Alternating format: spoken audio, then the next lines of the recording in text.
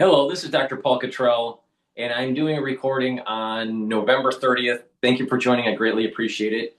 Please subscribe to all my channels. I have YouTube, Brighteon, Bitchute, and Rumble. You can also follow me on X, GETTR, Substack, Patreon, and TikTok. So please share the links, ask your social media to follow me, and help support this free work that I do.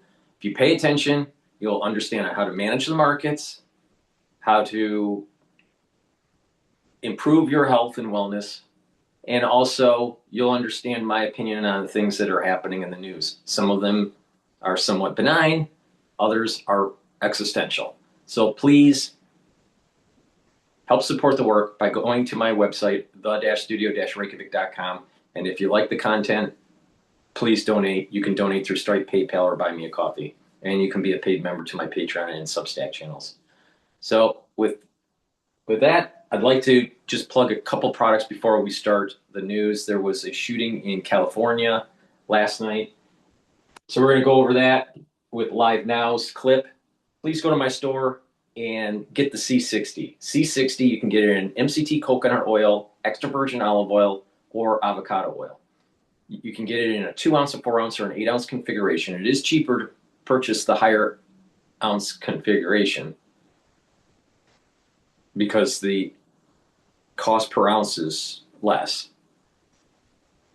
You should take a teaspoon a day, every day. And when you do that, you're going to soak up free radicals. Try to do it on an empty stomach for best absorption. C60 needs to be in a lipid, an oil, for proper absorption. And C60 will soak up those free radicals in your cell and around your cells and in your vascular system, even in your neurons. And when it soaks up those free radicals, it reduces stress and the cells and the tissues perform better. By soaking up the free radicals in the cell, your mitochondrial health will improve and your ATP will go up. You'll have more energy, the cells will perform better. It has less stress, more energy. At the vascular level, it's going to soak up the free radicals and reduce plaque formation. Why?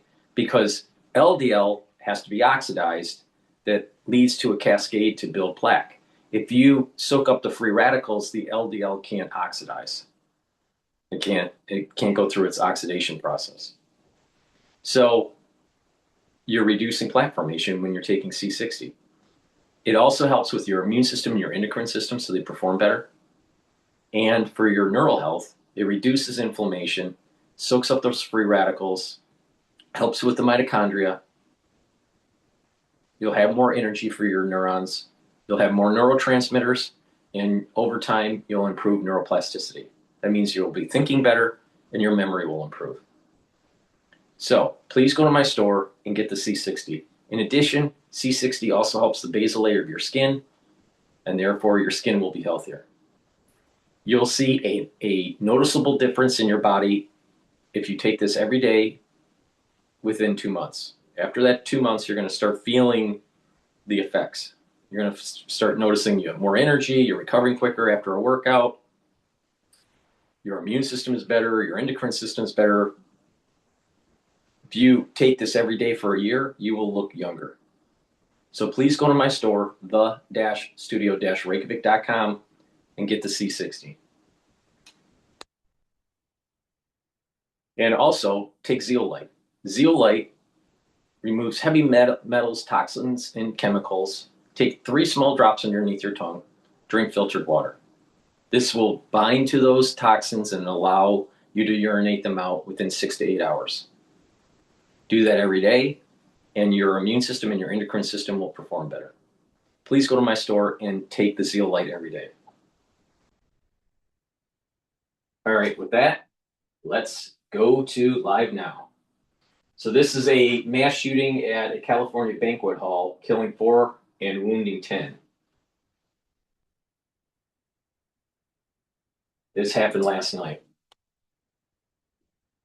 Good morning, everyone, and welcome in here on Live Now from Fox. We are approaching the top of the hour here, 7:57 over on the East Coast, and it is 4:57 on the West Coast.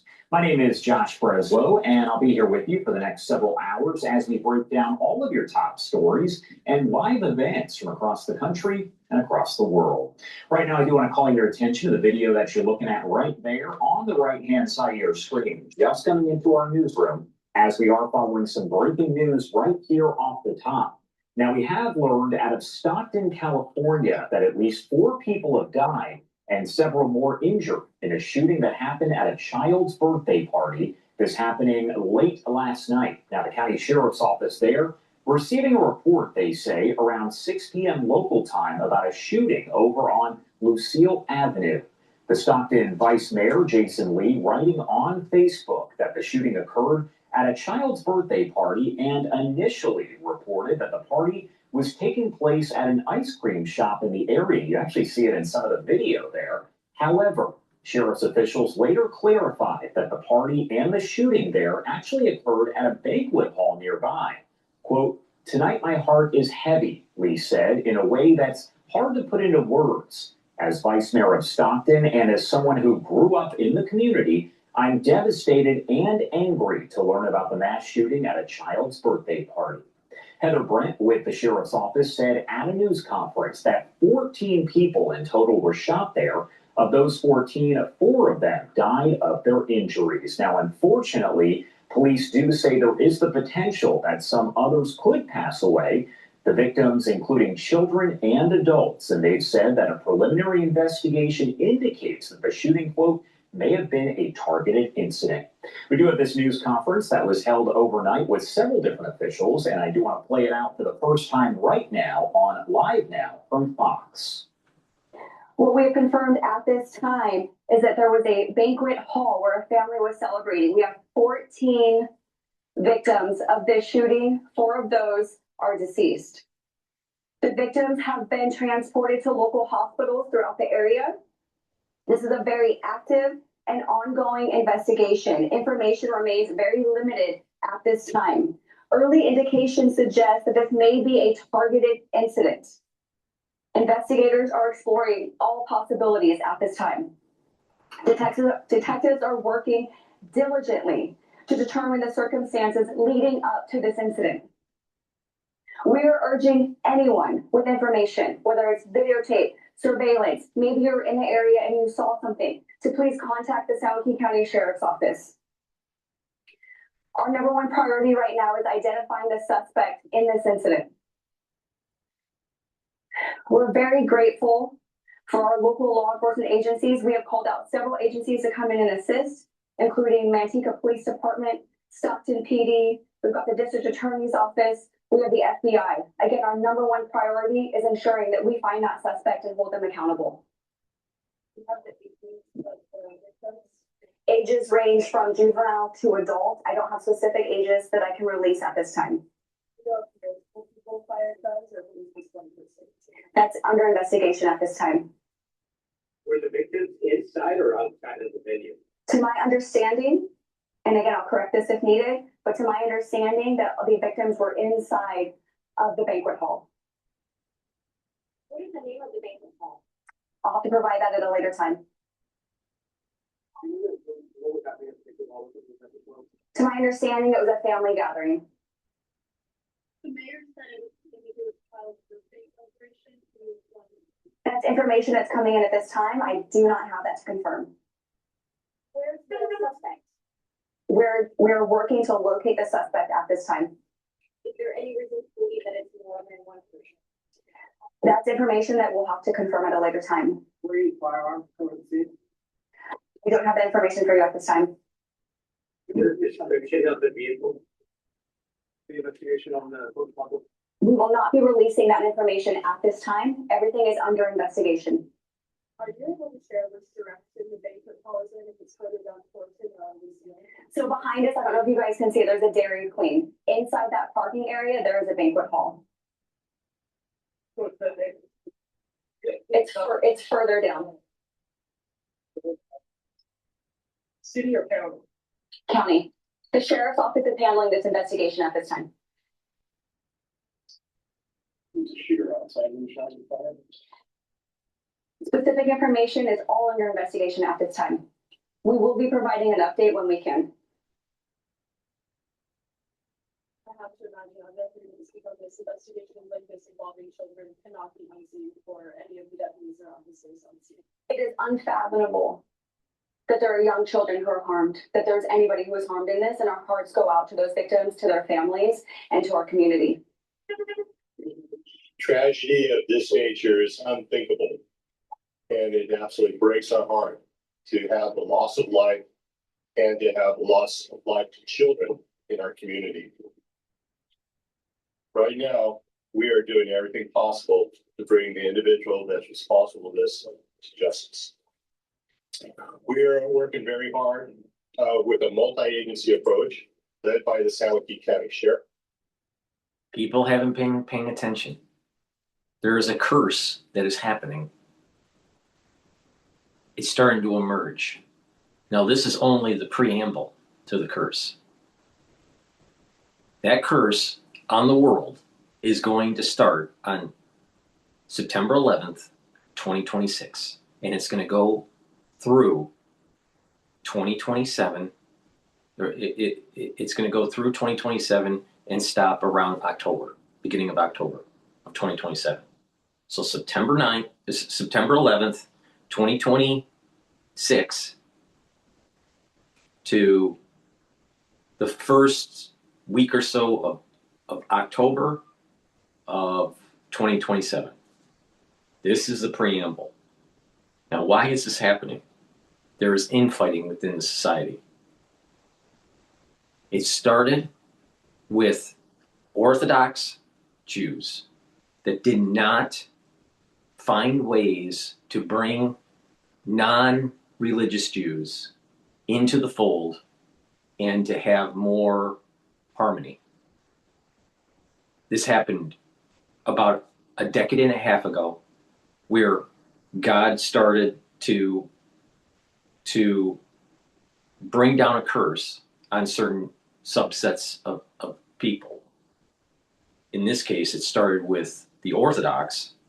There was a curse that was brought down on adults because they should have known better. They didn't pay attention to the curse. So what happened was there were terrorist attacks. I'm talking about this at a metaphysical level.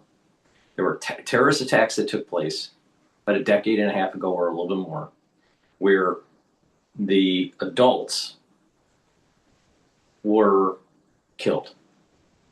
They didn't pay attention. That Orthodox group, did not pay attention, and further curse continued where their children were taken away through terrorism. They were killed in terrorism. They didn't pay attention.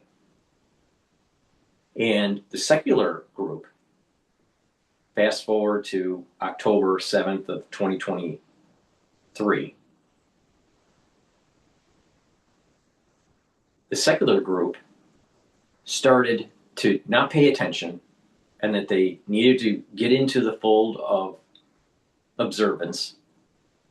And they, instead of doing that, they mocked the religion. So what happened? Who were majority of the ones that were either kidnapped or killed during October 7th? Secular Jews. Now, and did the secular Jews learn from their mistake? No.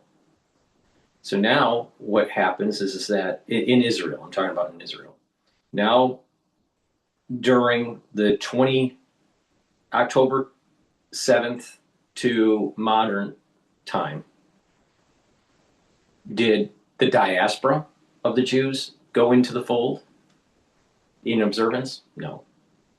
So there was lots of anti-Semitism that starts to boil up to the surface in societies, in Europe, in the United States, on podcasts.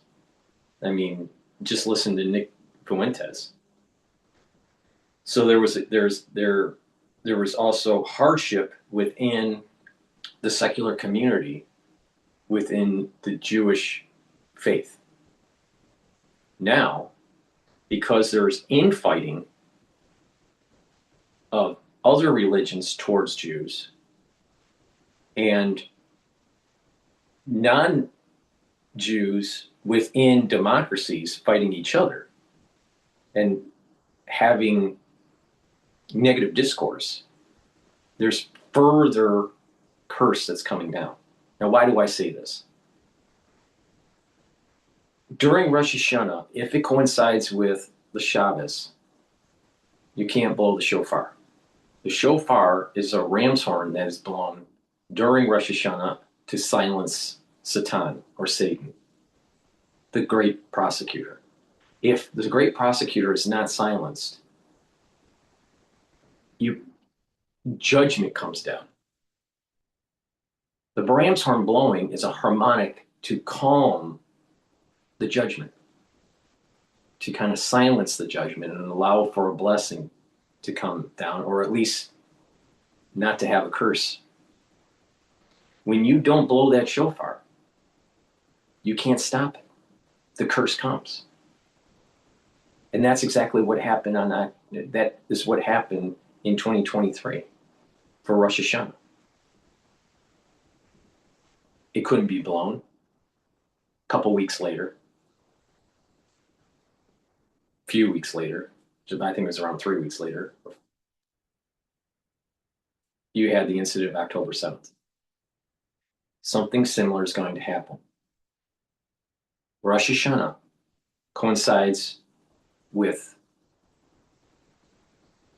the Shabbos on September 11th, 2026.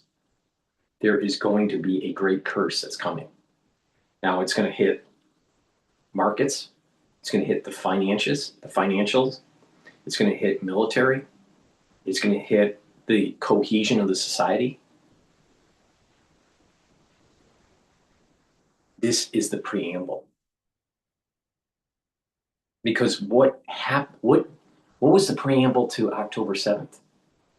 Now, it was a few years before. But what was the preamble? The Orthodox didn't take care of paying attention to bring the secularists into the fold of religion instead of demonizing them.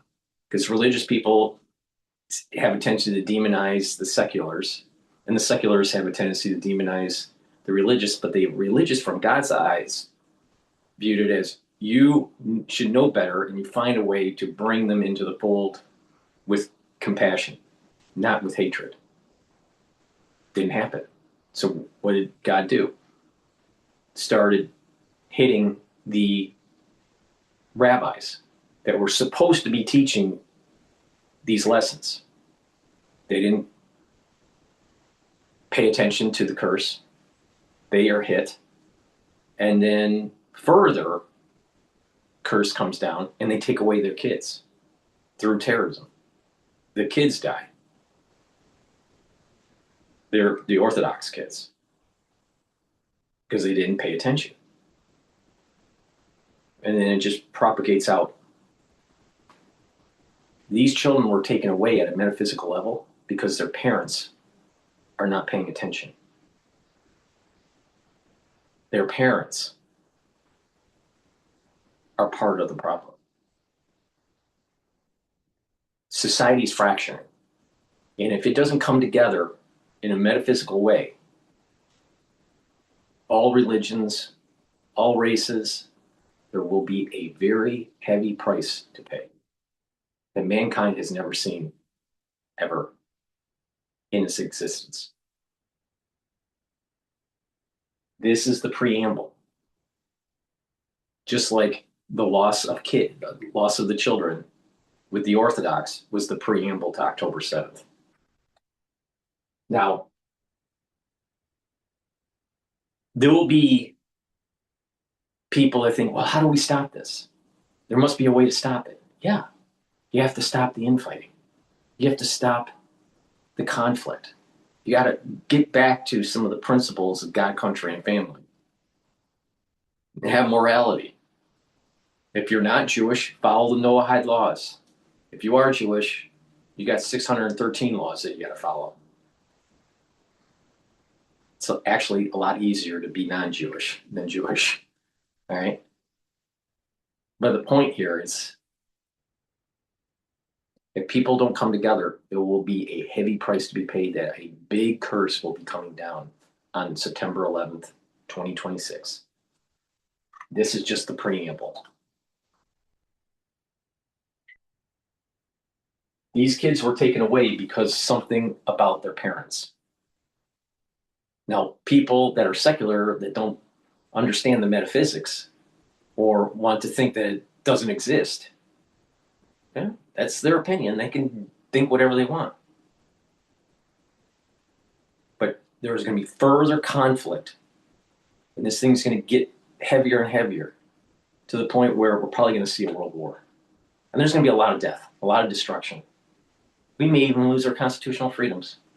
Sure as hell is going to lose you're going to lose your retirement. It's going to take years to recover after the war. Years, decades. You had everything in your hand in terms of what the potential of mankind could do in a positive way. But because of egoism, self-centeredness, because of hatred, we threw it all away.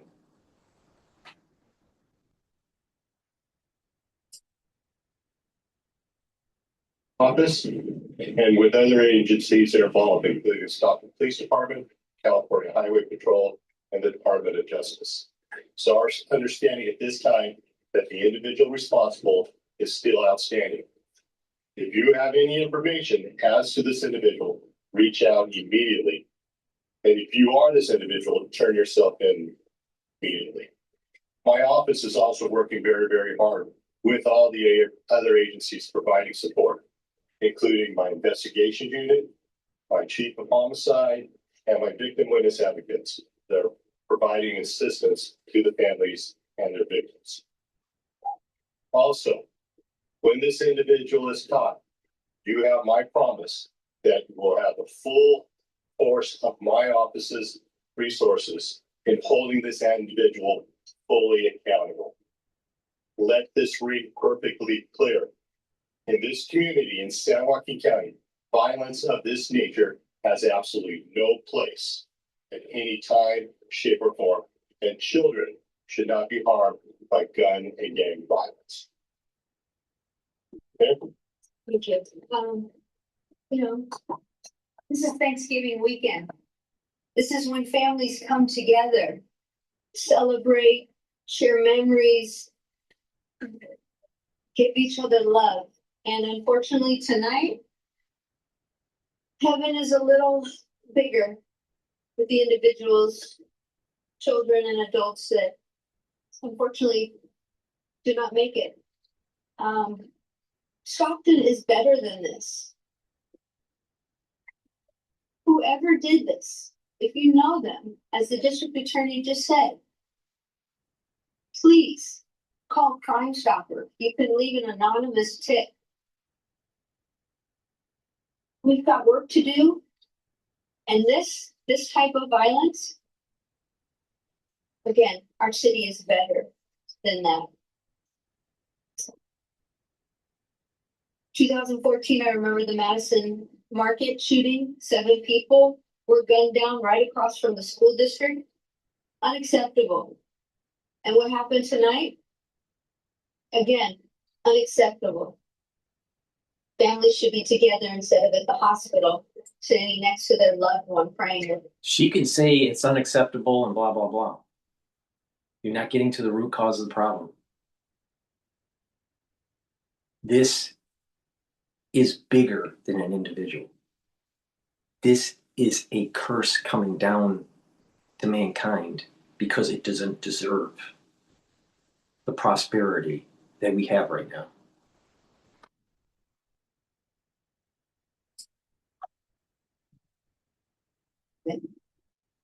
So again, I wish we had better news for you. Wish we could tell you more. As soon as that information becomes available, we will make sure that you get it. Thank you. All right, so officials there with the county, as well as the Stockton mayor, speaking about that incident happening overnight there They do confirm at least 4 people are dead and 10 others have been wounded, but they say they will provide more information here as the day does progress, and so does the investigation. A lot still left to figure out, but you heard from the sheriff's office that this could potentially be a targeted incident that happened at a child's birthday party. Initially, the vice mayor saying this was at an ice cream shop, which appeared to be a Dairy Queen there. However, we did later learn from the sheriff's office it was actually at a nearby banquet hall where that child's birthday party was being held. They're urging anyone who might have information to give them a call, as they do say that the suspect in that shooting, a suspect, has not been located. Only going to get worse. It's only going to get worse. All right, let's go to Fox News talking about 500 National Guard troops to D.C. after deadly shooting. All right? You're going to start seeing this ramping up more. Things are going to start as we approach September 11th, 2026. Things are going to get a little bit chaotic.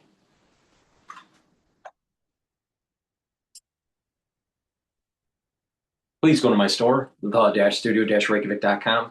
Help support the work that I do. I am sure that you get a different perspective on what's going on in the news, especially when I couple it with the metaphysics of this.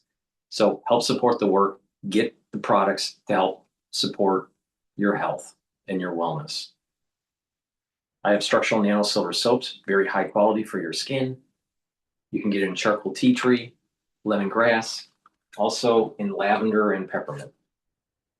Get a few bars of the structural nail silver soap for your household. Help support the work that I do. Use discount 5. You get $5 off any order. If you spend more than $100 or more, if you spend $100 or more, I should say, you get a free gift until supplies last. Also, get the vitamin D3. Vitamin D3 is dual purpose. It's going to help to get cells to go into apoptosis if they're infected, so it's super important to take during the winter. Vitamin D3 helps to absorb calcium.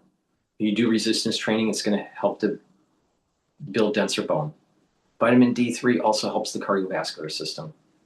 And vitamin D3 is a cofactor for gene expression, so your cells perform properly. So please go to my store and get the vitamin D3. Take it every day. All right, let's listen into Fox News.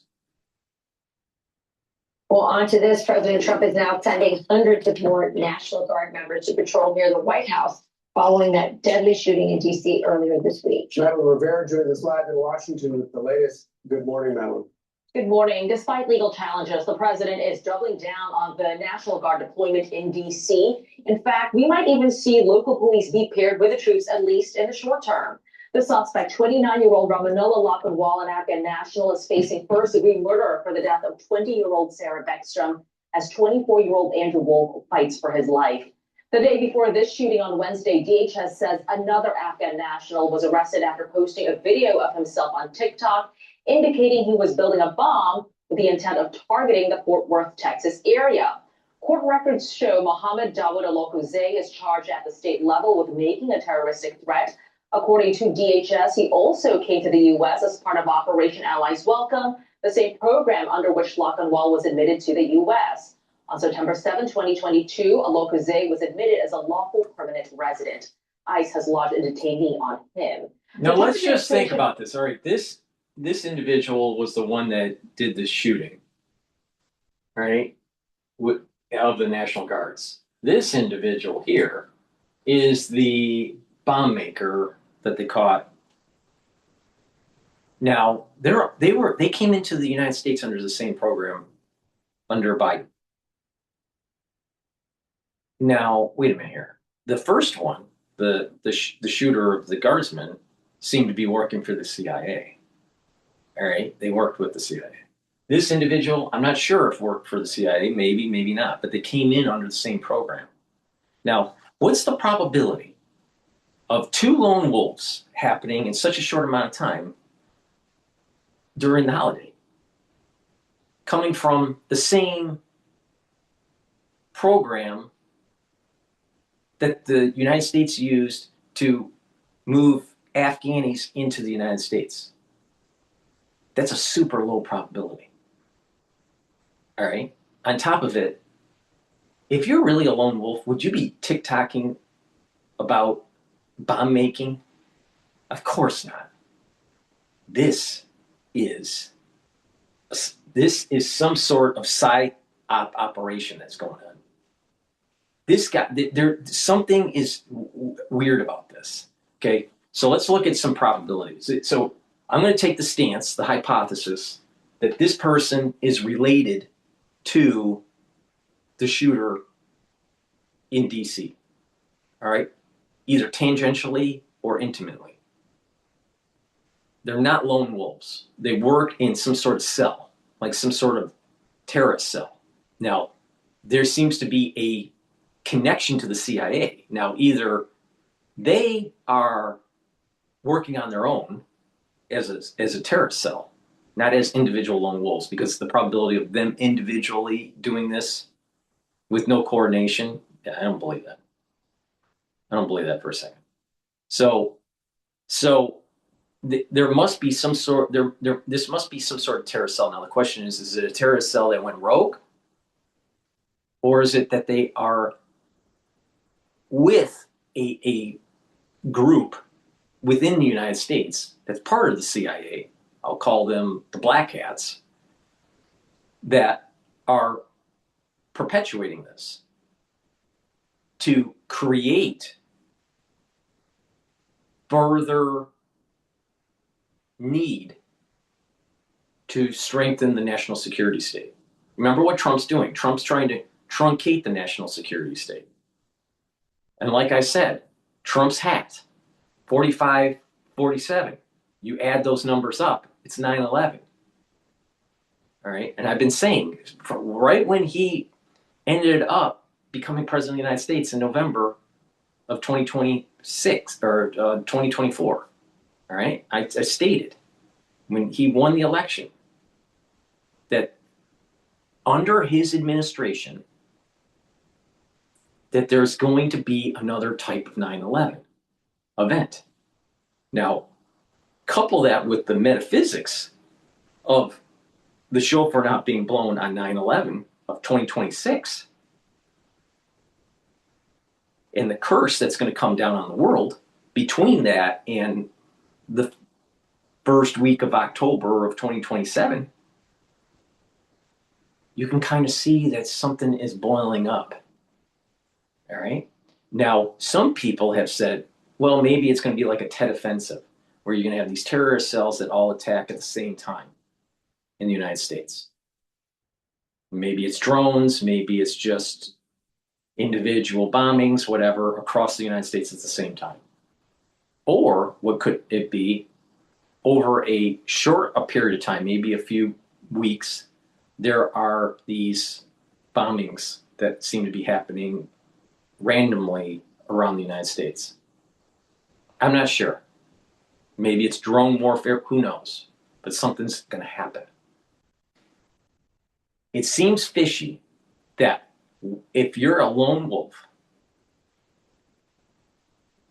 and you were part of an immigration wave from Afghanistan during the Biden administration that helped with the CIA, and I'm not sure if he did or not, but at least the shooter did, then why would you TikTok bomb making? Why? It seems as though this is some sort of CIA op kind of thing going on. Now, is it a psyop? Or is it a false flag? Is it something more sinister? Something doesn't seem right. The probability of these two individuals just being lone wolves during the holidays? Nah. Something seems to be coordinated. So who's coordinating it? Who's coordinating it? Is it a terrorist cell that our agencies don't know about? Or is it that our agencies do know about it and they're helping it? or at least they're standing, at the very least, standing down and not preventing it from happening. Something doesn't seem right here. Something doesn't seem right. And when you couple it with that metaphysics that I was mentioning, something big is coming. Now, I've been saying from the moment that Trump won the election that a 9/11 event is going to happen. Why? Because he's trying to truncate the national security state. He's going after people that are very powerful within the CIA. And they hate Trump. And they have a bone to pick, and they may cause havoc. Now, if there is an event, a terrorist event that takes place, then you know that the national security state is going to go to Congress saying we need more money. And we need to curtail our constitutional freedoms, just like right after 9/11 with the Patriot Act. And because we didn't fight for our freedoms during the COVID era, because we didn't pay attention to the existential threat of the national security state, we are going to be cursed and we're going to lose our constitutional freedoms. And we're so focused on, oh, Israel's bad and going into Gaza and Netanyahu and all this anti-Semitism and blah, blah, blah. The curse is coming down. The curse is coming down because of the way we are. Because we weren't willing to fight for our constitutional freedoms, and we are doing so much infighting within the society. Ultra liberals between conservatives and Jews versus non-Jews and all this stuff. It's whites versus black. We're all at fault. We're all at fault. So is a national security state cell orchestrating this stuff? I think it's a very high probability. I can't prove it, but something doesn't make sense. I do know this. There's a metaphysics of this that's happening, that's starting to build up. And people need to start really being worried about 9/11 of 2026. That's going to usher in, like a gate is going to open up, and there's going to be an ushering in of energy, negative energy, and then it'll close. And what's going to happen is that there's going to be havoc between that time all the way to the first week of October of 2027. They have a similar look. These individuals have a similar look. You know, a little bit of a tighter beard with the short hair. Something's not right. Something's not right. And if you're going to be a lone wolf, you're sure as hell ain't going to do TikTok. This guy's smart enough to not do that. So why? Why? It makes sense to orchestrate an event to take place in the United States to curtail freedoms and to inflate the national security state with more money and more power. Now, is Trump involved? I hope not. I hope not. I don't know, though. Is it a situation where really, George Bush Jr. didn't really know what was going on and someone else was the puppet master? And maybe someone else is the puppet master and Trump doesn't know? Or does Trump do know? I don't know. But something big is going to happen that's as big as what the drop of SARS 2. Something that level is happening.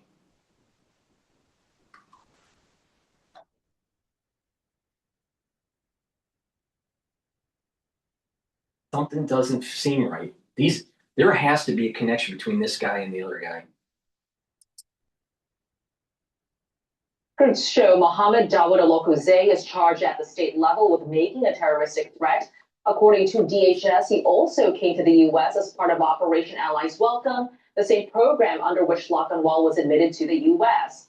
On September 7, 2022, Alok Zay was admitted as a lawful permanent resident. ICE has lodged a detainee on him. The Trump administration has been slamming the Biden administration for the vetting standards they used to welcome thousands of Afghan refugees during the Afghanistan withdrawal. The New York Post, now reporting data from DHS, shows more than 5,000 Afghan migrants were flagged on national security grounds from Operation Allies Welcome. 956 had public safety concerns. 876 had been flagged for fraud. There have been several audits of the screening process for Operation Allies Welcome. A report from the Justice Department in June showed the FBI and other U.S. agencies had done a good job flagging threats, but a DHS report in 2022 found the agency did not always have the critical information to screen, vet, or inspect the evacuees. Charlie Rachel and Griff. Thank you, Madeline. Thanks. Well, Griff, you had an interesting interview with Chad Robichaud, who is a Marine veteran who led some of these rescues during the withdrawal from Afghanistan. Here's what he had to say about unvetted Afghanis. And during the time of evacuations, we were watching the U.S. military, forced by Joe Biden. I have to give credit. Our service members did an amazing job there, but forced by the White House to put unvetted, undocumented Afghans on planes and fly them straight to the United States and let them loose in the interior of the country. 80 to 100,000 of them. And when that happened, I knew immediately, I mean, it can't go well. If you're an Afghan, you gave... It gets even worse. The nonprofits help this. People don't pay attention to this. These nonprofits, like Catholic Charities, they have immigration services and case workers. They get money from the government to process these people, to find jobs, to find homes, to get them established. So they come into these ports of entry. Governments, the government, either the state level or at the federal level, will start to funnel money into these nonprofits. These nonprofits will work the individual's family and cases through, and then find housing and jobs or some sort of, to try to establish them either within that state or outside of that state and in other states. And so whatever the port of entry was or wherever they were going to be processed, the government was working with the nonprofits.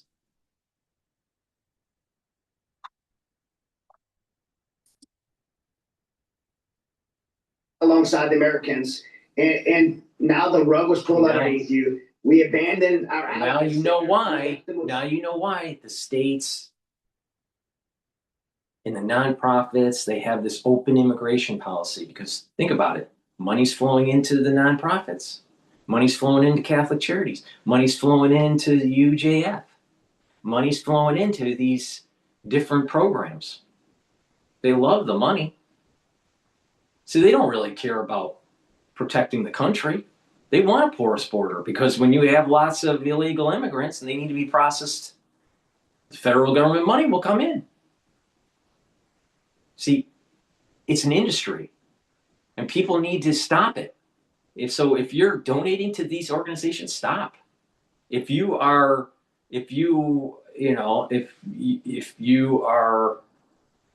not paying attention and now you just all of a sudden understand what's going on, you need to share this information to people. Nonprofits help to process these people.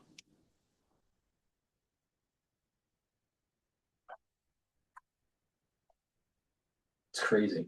It's crazy. And they're all over the country now. It's like metastasized. Now, that doesn't mean all Afghanis are bad, but the vetting wasn't there. The vetting should have took place in Afghanistan. Oh, it was such an emergency to get out. Then they should have been vetted in the United States on a base. Oh, there was too many of them. And once you land here, then they have all of these different laws that protects them. And think about it. We lost in the Middle East. We had to run away from Afghanistan. And you wait a few years, and then all of a sudden you have a bunch of terrorist activity, bombings or whatever. Lots of terrorism that's taking place in the United States. It will anger the public, and maybe we go back into Afghanistan. Then it gets even more crazy. What if Israel's involved? What if Israel's involved in this? I don't know. I'm not going to pretend I know, because I don't know. But is it possible? Yes. It is possible, but it's possible that they're not. But the thing is that this is going to end badly for us.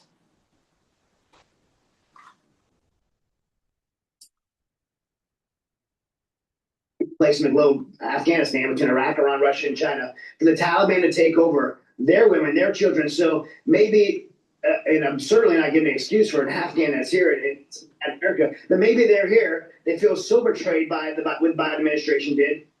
Yeah.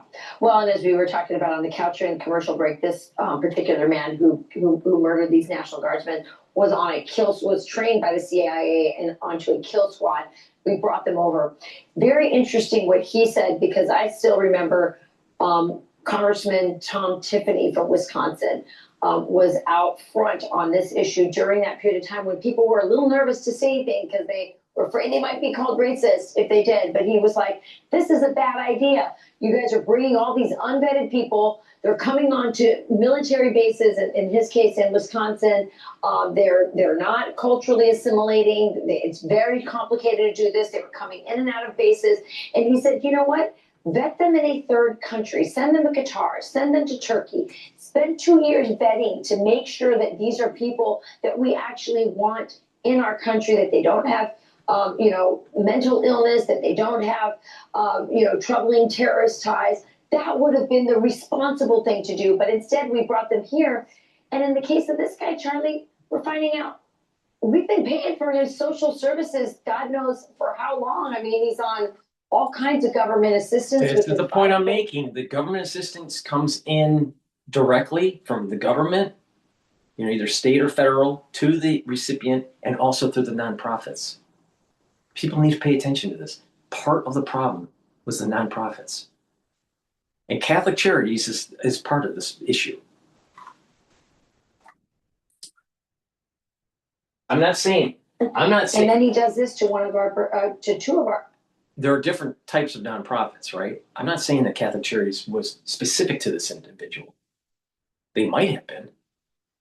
But the point here is that out of all those Afghanis that came in, I guarantee you that Catholic Charities was involved. Guarantee it.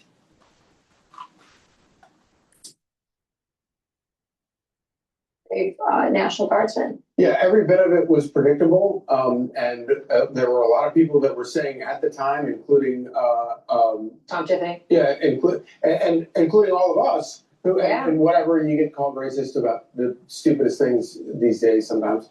But it was all predictable. We knew this was the sort of thing that was going to happen when you transplant tens of thousands of people from Afghanistan into the United States. Especially if their background, what they've been vetted for is to become a contract killer for the CIA. You think you think that might be a recipe for disaster? Yeah. The saddest part of this is when I've interviewed ICE directors, present and past, or Border Patrol chiefs, present and past, you ask all of them, what keeps you up at night? And this is exactly what they say keeps you up at night, whether it was the southern border or, in this case, the massive debacle of the Afghanistan withdrawal that led to Operation Allies Welcome. We've known this. We've known this was coming. A DHS report I cited, the Inspector General in 2022 said that a large, vast swath of the Afghans brought here had incomplete, inaccurate, or missing information on the vetting process. Then we find out this latest from Senator Chuck Grassley that was told that there's 5,000 plus that have really serious terror potential threats of this population of more than 80,000 that were brought.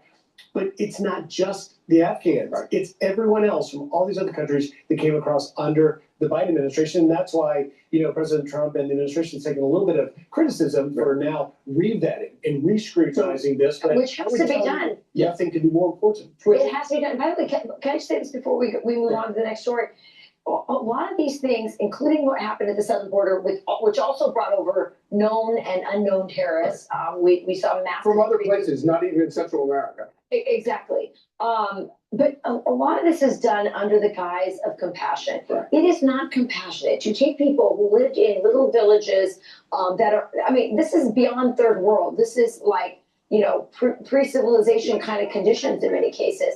And then say, I'm going to plop you into Wisconsin or Washington or New York City, and you're going to be just fine. It's not compassionate. Much better. I knew that during during the war in the Middle East, all right, before 2018, there were individuals that were coming from Afghanistan and Iraq that were getting processed in New York and being shipped to different states.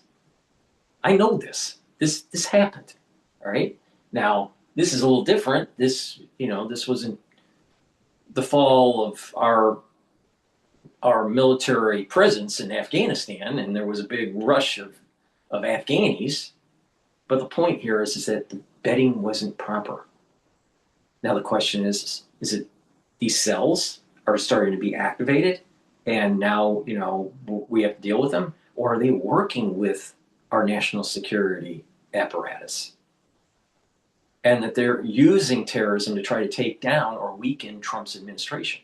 That's highly probable. But I'll tell you what, serendipity, metaphysics, 45, 47 equals 9/11. All right? Really simple. 47 and 45, right? 45, 4 plus 5, 9. 4 plus 7, 11. And that's been plastered on those red hats from Trump the whole time. I'm telling you, 9/11's coming.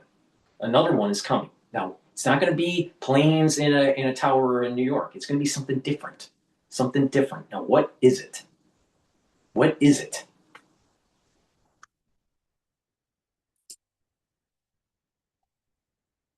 To Turkey, to Qatar, to something that has some sort of cultural familiarity to them. We put them in these situations. It's not compassionate to them, and it's dangerous to our citizens.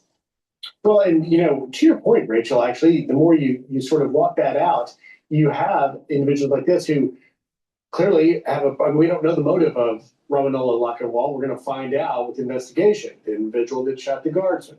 But yet they hate the country, they hate America, they're carrying out this heinous ambush attack, but do they hate the benefits they were given, the opportunity of a second life? Yeah, and of course taxpayers paid for every bit of it. You paid for everything that's going on now. You paid for sending the CIA over there to recruit these guys. They sent over literally pallets pallets full of cash that were used to buy off these people. You paid for every bit of it. You want to know why? We're still sending money to Afghanistan. Oh yeah, of course we are. And if you want to know, and then after 20 years, it turns out it's like, okay, never mind. We're going to just pull everybody out. And if you want to know why, in particular, on Republican voters became radicalized against wars and against, say, getting involved in Ukraine, this is why, because of the exhaustion, and also because we spent all of this money on this, but also those same voters who turned and began supporting Donald Trump when he started calling out some of this military intervention.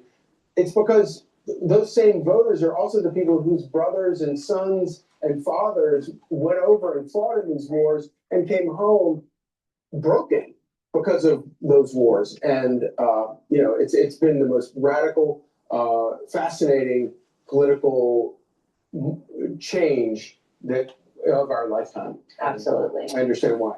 I'm Steve Ducey. I'm Brian Kilmeade. And I mean, we're going to do another video by Fox News about the Texas bomb threat.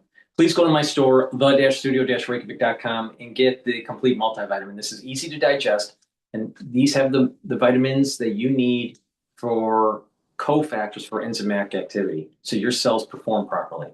This is the foundation of my anti-aging protocol. Take it every day. It's easy to digest. Drink it with filtered water.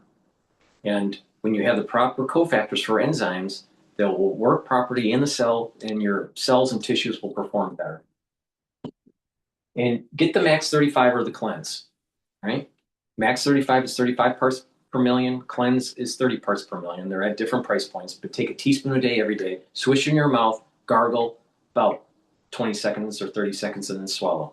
What this will do is improve the health of your oral cavity and your oral pharynx, help the mucosal barrier, and help the health of the epithelial cells. This is super important, especially during the winter season, but you should be doing this every day. I've been doing this protocol for more than 5 years. So please go to my store, take a teaspoon a day every day. If you're not feeling well or someone around you is not feeling well, take a tablespoon or 2 a day. And then once everything's all clear, then go back to your maintenance dose. This will help to boost up your immune system. And over time, you're going to slow down the aging process. Because if you're less sick, you don't age as fast. Have you ever noticed that people that are chronically sick age faster? Well, don't you want to stop that? All right, let's continue on with this terrorist.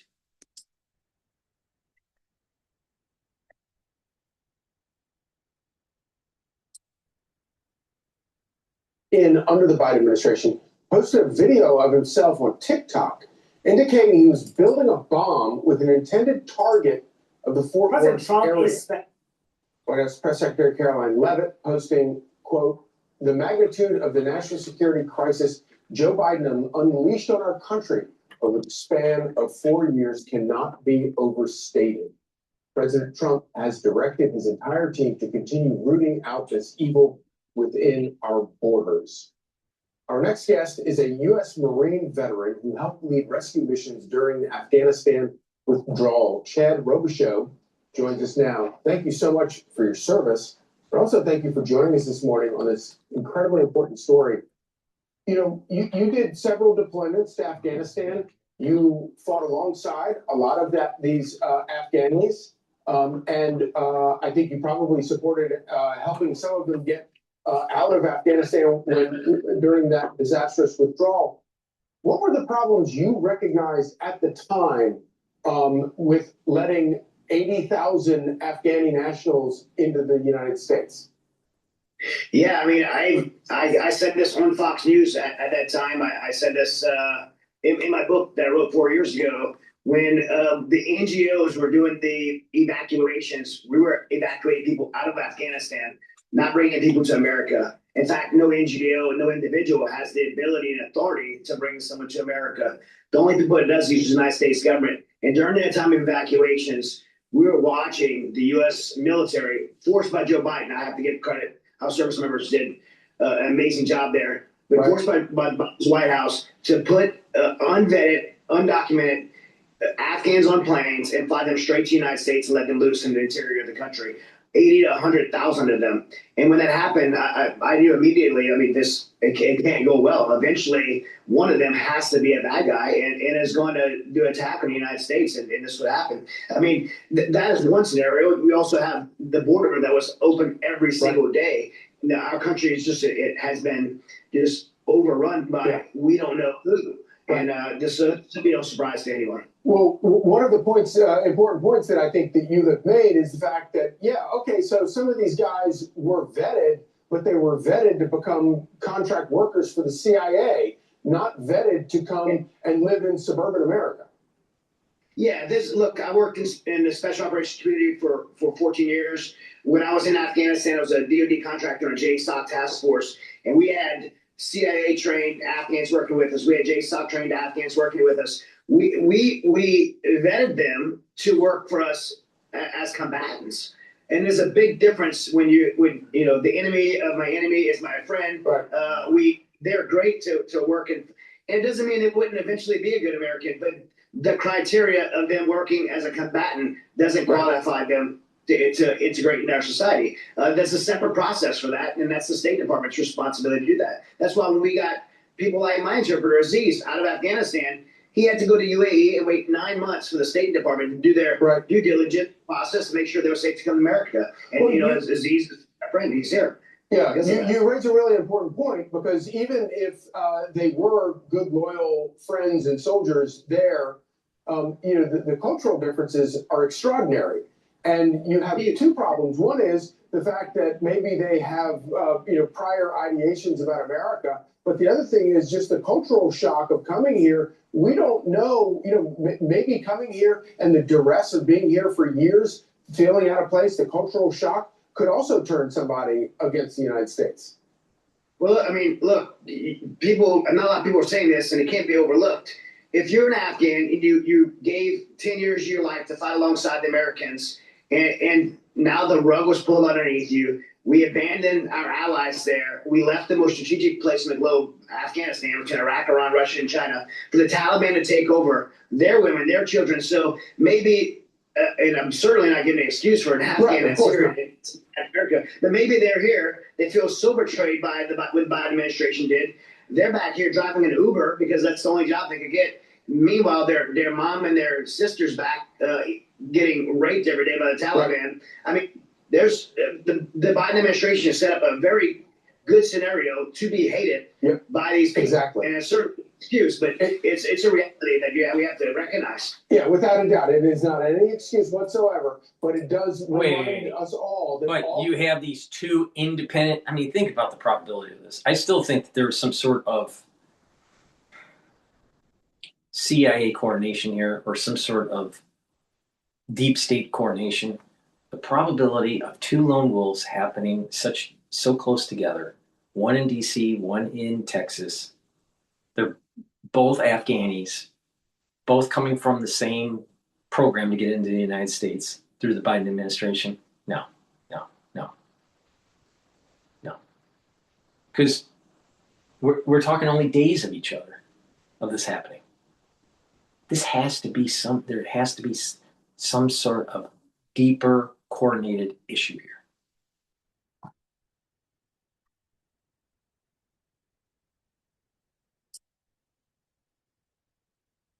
That these were all stupid mistakes that could have been foreseen and avoided if they had listened to people like you. So we appreciate that. Chad Robichaux, thank you so much for joining us, and thank you again for your service. And Die Hard is a Christmas movie, by the way. Thank you. We agree. I'm Steve Ducey. I'm Brian Kilmeade. And I'm Ainsley Earhart. And click here to subscribe to the. All right, let's listen in to CNN talking about the boat strikes against Venezuela. But the GOP is going to investigate because, heaven forbid, a president stops the drug running from Venezuela. You know what? We need a president that says enough is enough and we're going to destroy Venezuela. I'm totally 100% for that. Please go to my store, the-studio-reykjavik.com, and get the vitamin C and magnesium. This will help with your skin, help with your immune system, and also brain function. Magnesium and zinc boosts up that immune system and helps with brain function. Take them together. Drink filtered water. Especially take these during the winter season. Why? You know what happens in the winter, don't you? So please go to my store, the-studio-reykjavik.com.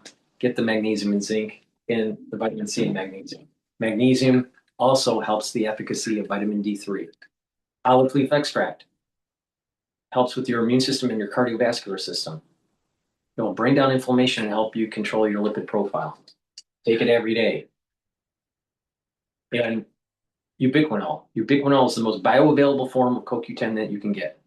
This will soak up free radicals because it's an antioxidant. It's going to help the health of the mitochondria. You'll have more energy, more ATP, and ubiquinol helps to protect your neurons.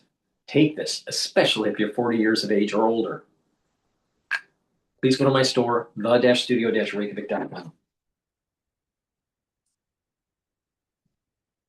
The holiday weekend at Mar-a-Lago and on the golf course, and sending a barrage of missives on social media, affecting politics at home and abroad. Beginning yesterday morning when he declared the airspace above Venezuela, quote, closed in its entirety, amid what he says is a campaign aimed at disrupting drug cartels, prompting Venezuela to accuse Trump of an, quote, illegal and unjustified aggression against their country. Meanwhile, at home, he's taking his anti-immigration agenda to a whole new level. In the wake of the shooting of 2 National Guard members in Washington, with the suspect an Afghan national, Trump now threatening a host of new measures, halting all asylum decisions, saying he would pause migration from, quote, third world countries while warning that green card holders from certain countries would have their papers reviewed. And his rhetoric has gotten even coarser. There's a lot to unpack this morning, and I have an excellent panel to break this all down with. Tia Mitchell with the Atlanta Journal-Constitution, CNN's Stephen Collinson, and USA Today's Susan Page. Good morning. Good morning. Happy Thanksgiving belatedly. Nice to see you all here. I want to start with what's happening with Venezuela, because I think that a lot of Americans don't realize what's happening down there. We're seeing the biggest military buildup down there in the Caribbean in decades, and it's not entirely clear what the next steps are going to be. There have been more than 80 people killed in these more than 20 boat strikes that have occurred. The administration says it is about disrupting these cartels, but the buildup is much broader than suggesting a simple effort to try to get rid of cartels. What is this? Is this an effort to try to topple the Maduro government there? Is this a possible war that they're preparing for? Or is it saber rattling? I think one of the reasons why we don't know the answers to that is because the administration hasn't really explained it very well. To your point, it does look like a PSYOPs operation to try and topple Maduro, the president of Venezuela, or to get the generals around him to do it for the United States. The administration's argument that this is all about drugs trafficking is somewhat curious, because if that was the aim, there might be other places in Latin America where you would start it. The polls, for example, show massive, overwhelming opposition among Americans to a war in Venezuela. A lot of people think it would be incompatible with the president's, foundational belief of no more foreign wars. But this is a very MAGA thing, I think. There's clearly an attempt by the administration to project American power to the Western Hemisphere. That's not new historically, but they're backing all of these populist right-wing leaders from Brazil, Argentina. The president intervened in the election today in Honduras, saying he was going to pardon the former president of Honduras, who was found guilty in the US of drugs trafficking. So that undercuts one of the big rationales. So it's very unclear, I think, exactly what the strategic goal is of the administration. And speaking of the polls, as you mentioned, it's just a CBS News poll just out recently about whether Americans would favor military action in Venezuela. Just 30%, 70% would oppose. I mean, to Stephen's point, typically when you see a military campaign, there is a build-up, there's a messaging strategy. We saw this with George W. Bush and the Iraq War. There's really been none of that with the Trump administration right now. In fact, an even higher percentage in that poll said the president needs to explain what's going on there. 3/4 of Americans said that. 2/3 of Republicans said they needed to hear more explanation from Trump before moving ahead. So clearly this would be, I think, politically here, a risky maneuver and one hard to square with the pardon he's promised now to a Honduran president who has undergone due process and been convicted, as opposed to the 80+ people who've been killed at sea, who have not gone through due process before being killed by American forces. And there are these questions that are building on the Hill, too, about the campaign that's going on there. Yesterday, we saw the leaders of the House and Senate Armed Services Committee come out and demand answers about a military strike that occurred, a boat strike that occurred in early September, in which Pete Hegseth, the defense secretary, apparently ordered everyone who was on that vessel to be killed. There's some concern about the way that it was conducted. It could have violated the rules of armed conflict. Yeah. It just shows you you don't really see this kind of bipartisan calls for information, investigation, when it's Republicans leading these committees, asking the Trump administration for details. It's bipartisan. It's both the House and the Senate. And I think, we don't have a lot of information even about the 80 people who were killed.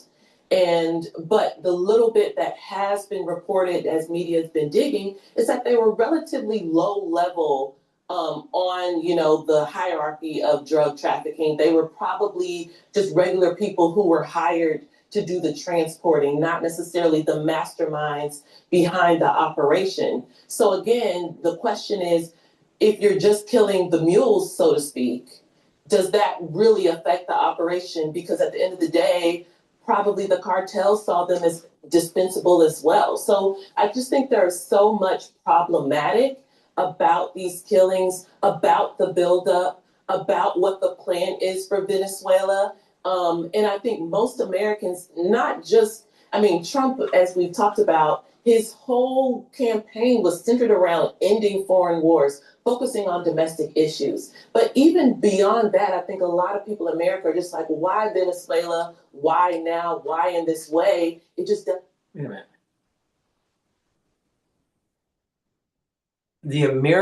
The South American countries are where the drugs are coming from.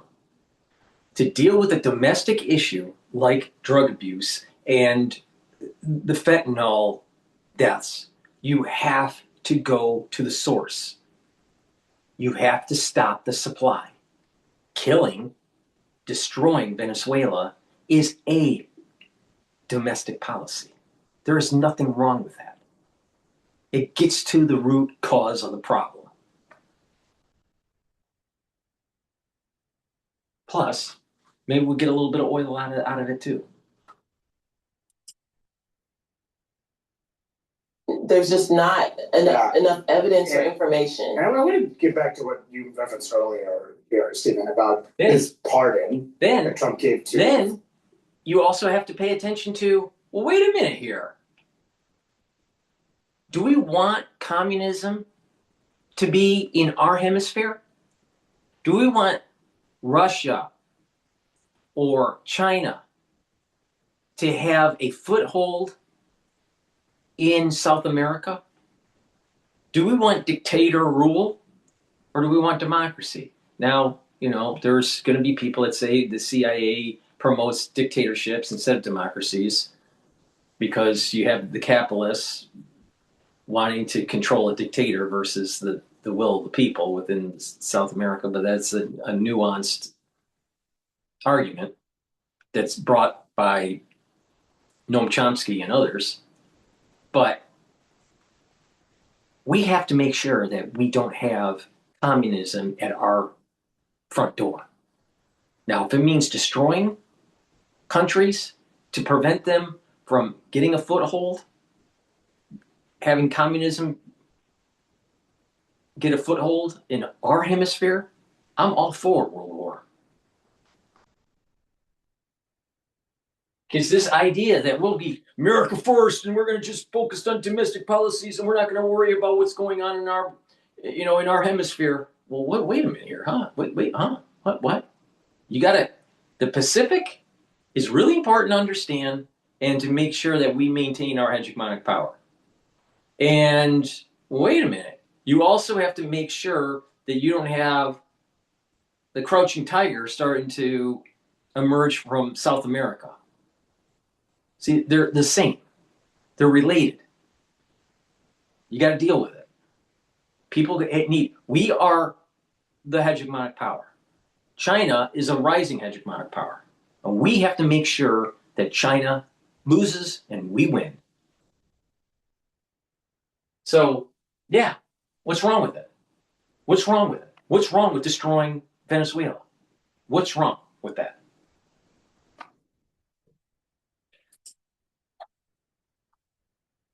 Honduran President Juan Orlando Hernandez, because what the Trump administration is saying is that this Venezuela campaign is about to disrupt these drug cartels. They say they campaign on it. This is what this is about. Well, Hernandez was given an $8 million fine by a U.S. judge just last year and sentenced for 45 years in prison for his role in drug trafficking. This is how the New York Times put it. So the two posts displayed a remarkable dissonance in the president's strategies. He moved to escalate a military campaign against drug trafficking while ordering the release of a man prosecutors said had taken, quote, cocaine-fueled bribes from cartels. It goes on to say prosecutors said that Mr. Hernandez for years allowed bricks of cocaine from Venezuela to flow through Honduras and route to the United States. Trump said in his pardon about why he did it. He said, Truth Social said, many people said that he was treated very harshly and unfairly. Yeah, and that seems to be the rationale that he was a former president who was forced to face justice. We've seen this before, in fact, in Brazil, with the president looking after his political allies. Clearly, it's completely incompatible with the idea of a drugs war. But at the same time, I think this is a president and an administration that's increasingly making sausage or making omelets. You got to break some eggs. You don't really want to watch how sausage is made, all right? But on the surface, it seems as though the pardon shouldn't have taken place. But there may be a grander strategy here. But I'm sure they're so intelligent that they're going to tell you what the grand strategy is. Oh, Orange Man bad, always. That's their strategy.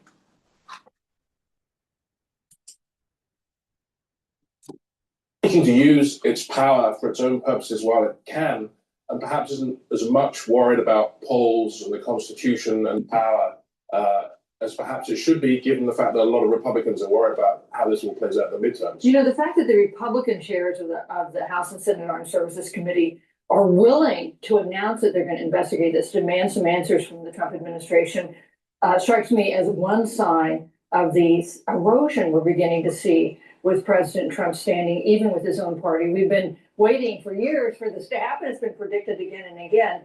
But his approval rating is down to a record second-term low. And Republicans are increasingly nervous about what's going to happen in the midterms to them in next year's election. And meantime, he's announced all of these immigration efforts as well. While this is all happening in Mar-a-Lago, the shooting of these National Guard members happened in Mar-a-Lago. One of them sadly was killed, another one fighting for his life. Trump then going on social media saying he would go all out on a whole wide range of actions. While he was in Mar-a-Lago, of course, he was playing golf. He posted this on social media, playing golf with the live golfer Brooks Koepka, the former NHL great Wayne Gretzky, the Fox News host Brett Baer. That happened yesterday. Trump posted a chip shot he made also as well, pinned that to the top of his Truth Social account. But he was also announcing pretty aggressive immigration actions, among them halting all asylum decisions, pausing the visa issues for travelers with Afghan passports, saying that he would permanently pause migration from all third world countries, and it goes on. The question is, how much can he actually do? And what do the American public likes it? 62% of American adults disapprove. 69% of independents disapprove of his handling of immigration. This used to be his strength.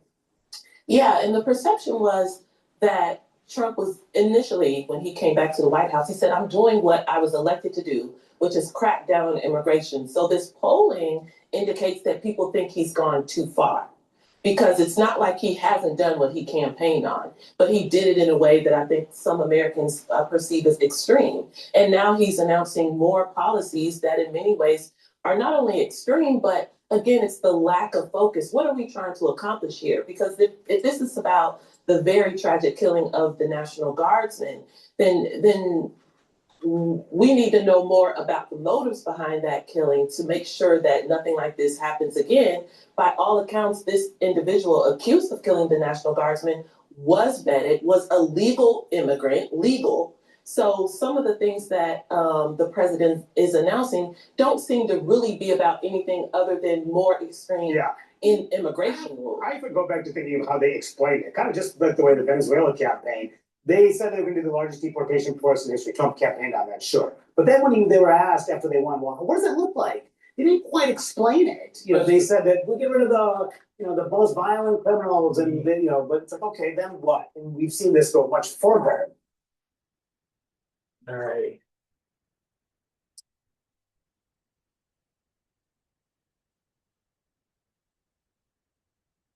All right, let's take a look at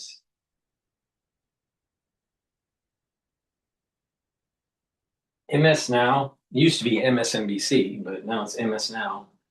Totally against what the MAGA base wanted. Former CIA official on military action in Venezuela. All right. But before we go there, please go to my store, the-studio-reykjavik.com, and get the omega-3. Omega-3 is going to help the health of your cardiovascular system. It's going to bring down inflammation. It's going to help you to control your lipid profile, help to bring down LDL levels, help to increase your HDL levels, therefore less plaque buildup. And omega-3 helps to reduce the stickiness of your red blood cells. So please go to my store, get the omega-3, take it every day, improve your cardiovascular health. Good Night Formula. Good Night Formula will help you to get into 3 to 5 cycles of deep sleep and REM sleep, so you slow down the aging process. You're going to be detoxifying your central nervous system. You're going to be well rested in the morning and consolidate memory. If you take this regularly, you will slow down the aging process and improve your brain function. Now, Goodnight Formula has tryptophan, melatonin, GABA, and passion flower. Take it every night as part of your anti-aging protocol. Clarity Factor is a great neurostack that allow you to get rid of that brain fog, allows you to focus on tasks, either at work or at school or at home. You take this regularly and you're improving your neuroplasticity. You're going to be able to think faster and you're going to have better memory. Please go to my store, take the Clarity Factor every day. Drink it with filtered water. So a great stack here to help with your cardiovascular health, omega-3, to help with getting a good sleep and helping with brain function, Goodnight Formula, and the NeuroStack to help improve your concentration and your memory, Clarity Factor. Use discount 5, you get $5 off any order. If you spend $100 or more, you get a free gift until supplies last.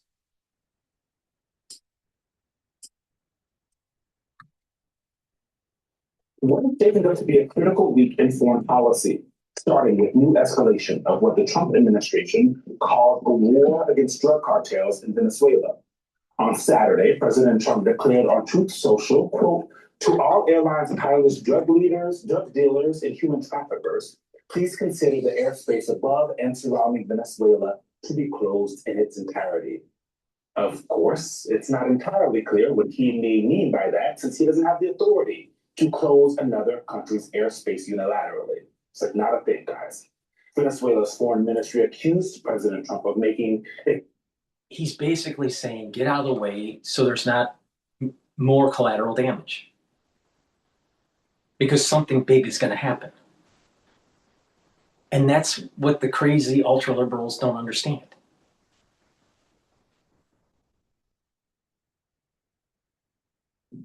Trump is going to hit Venezuela. And he should. He should. He should. He should destroy it.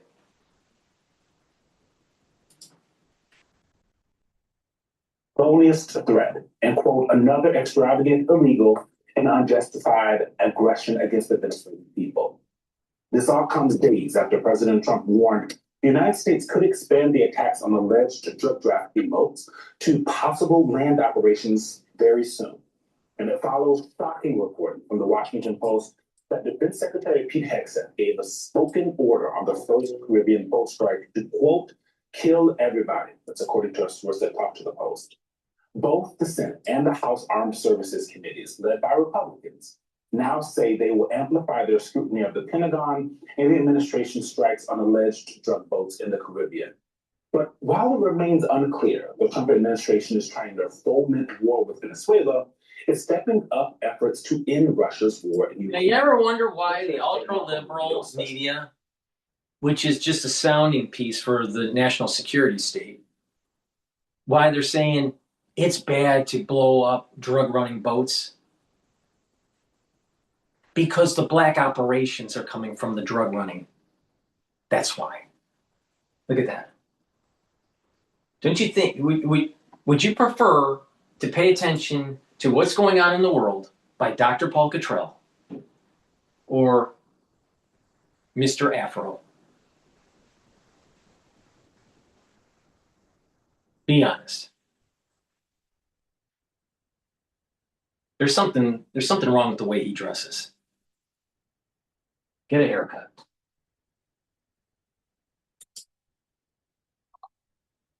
Envoy Steve Witkoff and Trump's son-in-law, who does not work for the federal government, Jared Kushner, will meet with Ukrainian officials today in Florida for negotiations as a U.S.-backed peace plan faces more scrutiny. Joining us to get into all of this, former CIA Senior Intelligence Service Operations Officer. Roll out the CIA, guys, because we got to make sure we protect our black ops. It's so obvious.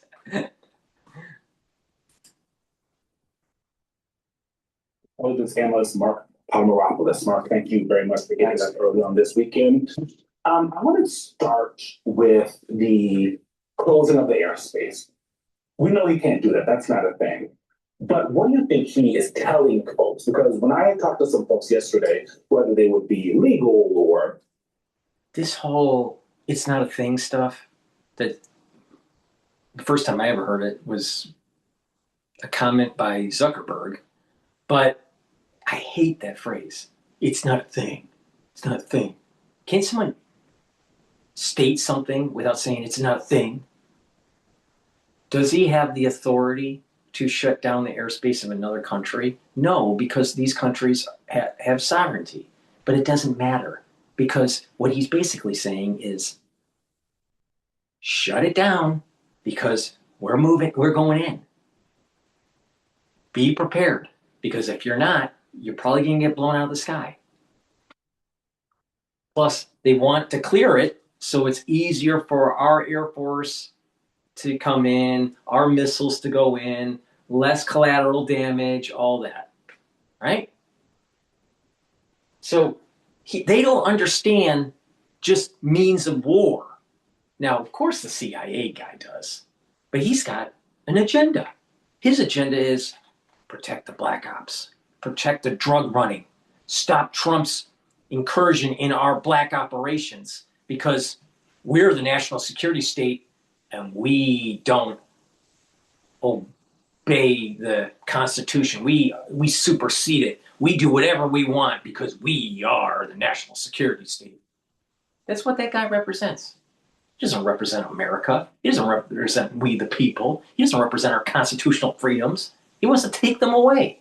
He wants to make sure that the black op money keeps on flowing to the CIA, right? They don't care how many people die from the fentanyl crisis. They don't care.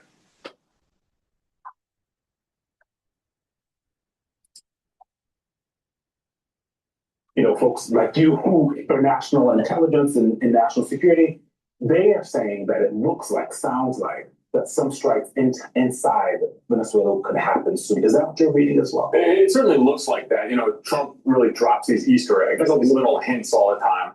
Of course, later on, I think Reuters reported that national security officials were kind of wondering what he was talking about. So you don't know the exact seriousness of this, but it seems as though, you know, decision point is really coming on Venezuela. You know, all the assets are in place. We have actually almost a third of the deployed U.S. Navy in the Western Hemisphere. That's just crazy. That's insane. You know, our long-term facing threat is China, not down in the Western Hemisphere. So, you know, we have our special operations community is heavily active there. We show of force flights. Now, there was also reports that he actually spoke to Maduro, President Trump, but it looks like the negotiations have failed. And so I think we're at a point where decision time is coming. And the question is, what is it going to look like? Is it going to be U.S. airstrikes?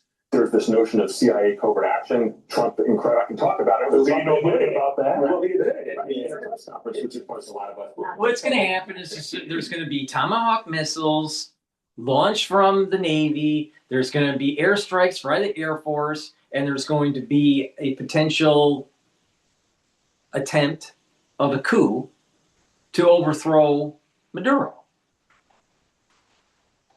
If that doesn't work, then just start hitting more and more and more and more. But I am 100% for Trump going into Venezuela and stopping this. There are too many people dying from these drugs they're flowing into our country. What adds insult to injury is that some of this drug money is paying for black operations for the national security state. So this starts to make sense when you have mainstream media demonizing Trump from stopping the drugs. Because mainstream media is nothing but a sound piece for the national security state.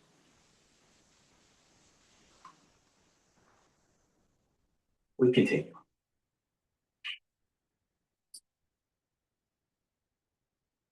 But something's coming, and I think something's coming quite soon. And of course, the question is, are we really getting into another foreign entanglement? This seems as though it was totally against what the MAGA base wanted. Yeah. Well, the problem with the MAGA base is that sometimes they're wrong, right? And sometimes they're right. So the part that they're wrong on is this whole America first, everything is domestic only crap. And if we don't pay attention to our hegemonic power and maintain it, we're going to lose it. That means what's going on in the Pacific. That also means what's going on in our own backyard, in our own hemisphere.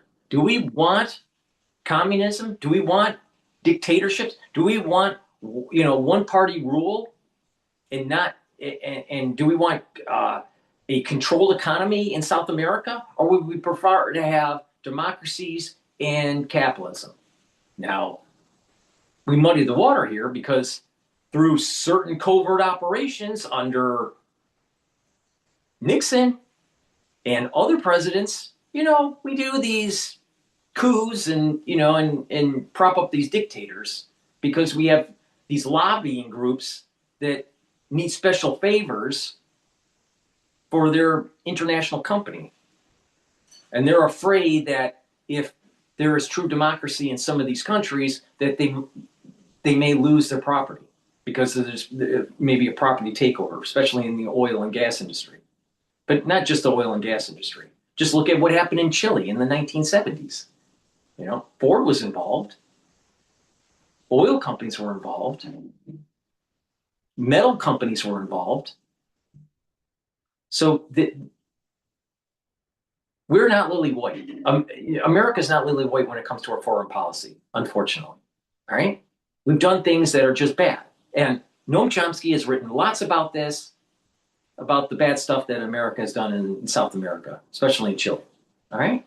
But the thing is that we have drug running that's happening in the United States, and lots of people are dying every year. Tens of thousands of people are dying a year. A year. More people are dying a year than died in Afghanistan or Iraq.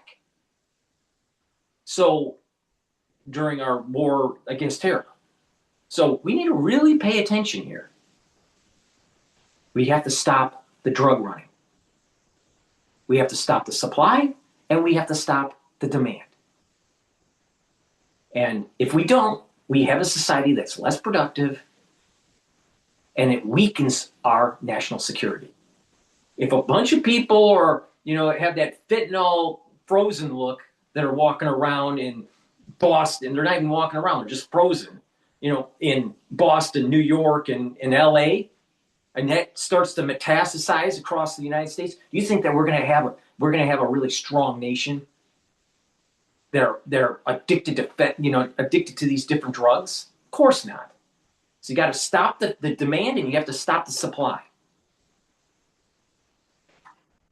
And you have these cocksuckers from the CIA that's saying that Trump shouldn't get involved in Venezuela. And what they're doing is they're poking the bear, saying, "Oh, Trump's going into Venezuela. MAGA, you should be mad at him because it's America first only." America first also means you kill your enemy. Not you only just, focus on domestic policy. Because we have an enemy within and an enemy outside our country, and we have to solve both of them at the same time. Got to chew gum and walk at the same time. Unfortunately, lots of people that are America first don't understand this concept. And that's the reason why they're failing. We will lose our hegemonic power if we only focus on never-ending wars. We will lose our hegemonic power if we don't protect the gains that we've had since World War II. And with America First policy, we will lose the Pacific.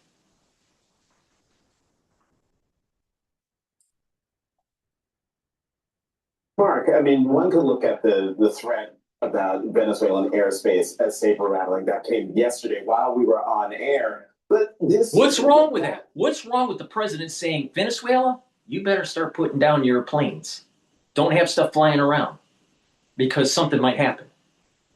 He's trying to prevent collateral damage. Plus, he wants to create a sense of urgency, a sense of fear in the enemy. What's wrong with that? What's wrong with that? Our enemy is Venezuela.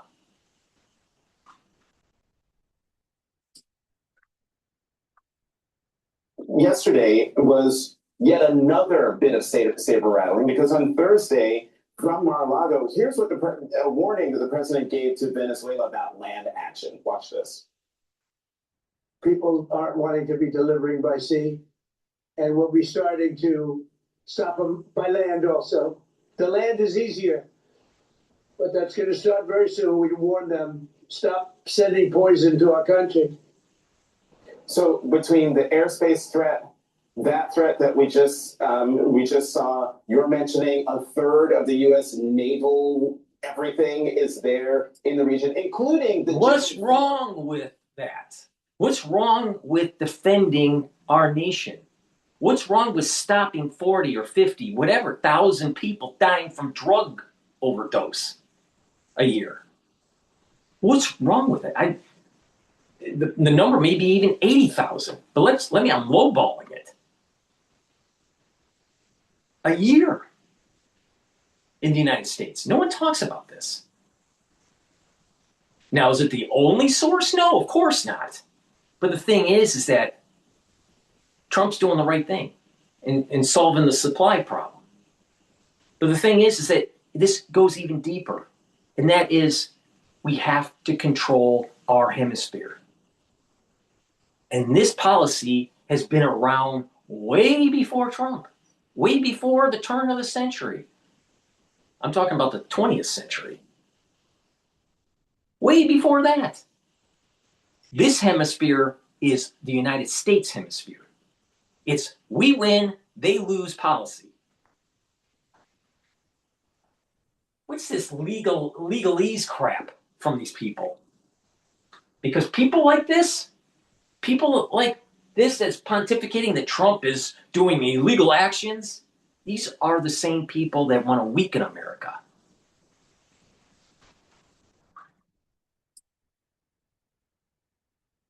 The largest aircraft carrier in the world is some kind of quote unquote kinetic action inevitable at this point?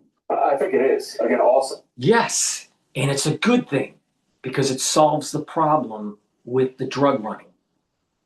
It also telegraphs to Russia and China, get out of our hemisphere.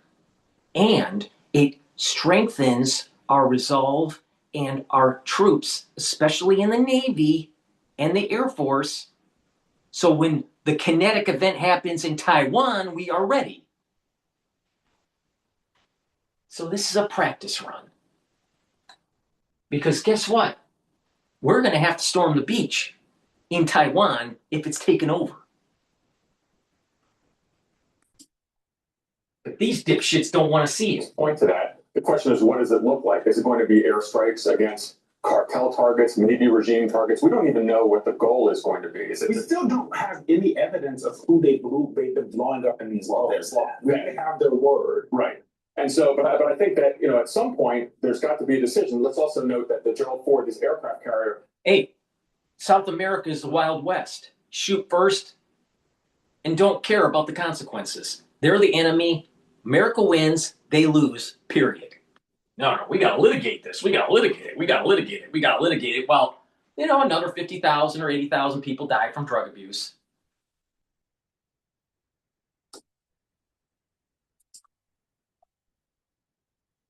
Can't stay there indefinitely. All these assets. I mean, there's aircraft carriers that this aircraft carrier needs to be retrofitted. And so there is a notion that what we're going to see, something is going to happen soon. We just, again, don't know what it's going to look like.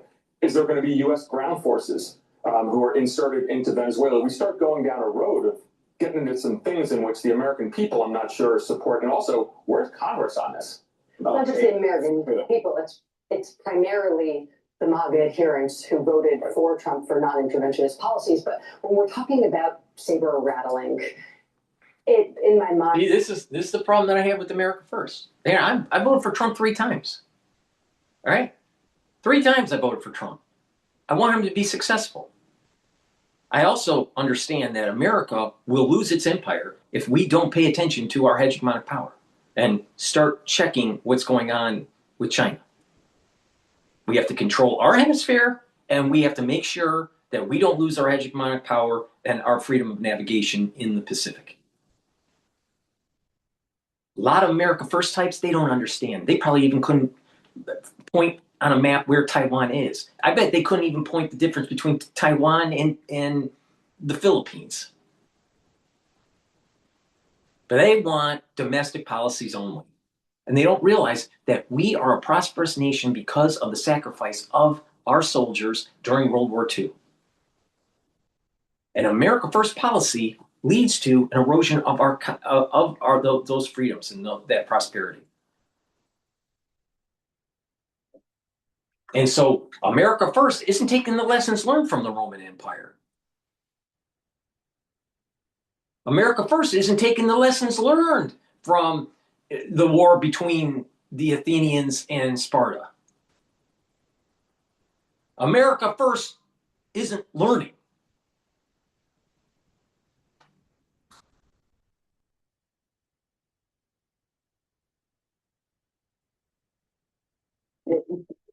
Stark contrast to Trump's position as the most involved president in recent history in the Western Hemisphere to the art of the deal he's trying to do in Russia. Why has the Trump administration taken such an aggressive and forceful approach with Venezuela and trying to make nice with? That's an easy answer. It's our backyard. By the way, this policy has been around for a long, long, long time, way before even Trump was born.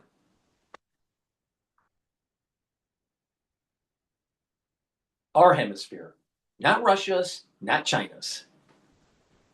That's why. So now we're going down the road of, what is our actual policy here? Why is it, well, Venezuela's got a lot of oil? I mean, you can't kind of separate the potential business interests. Of course. And also, Marco Rubio is the Secretary of State. Venezuela has been something that's been in his wheelhouse. What's wrong with that? I mean, let's take this. America first. All right? Not America second or third or fourth or 10th or 20th. What is wrong with us projecting our power when we need to? Venezuela could have done deals economically. No, they wanted to have a dictator. Okay, then we do regime change and we liberalize their economy. That's Reaganism and that's Thatcherism to the nth degree. What's wrong with that? What is wrong with that?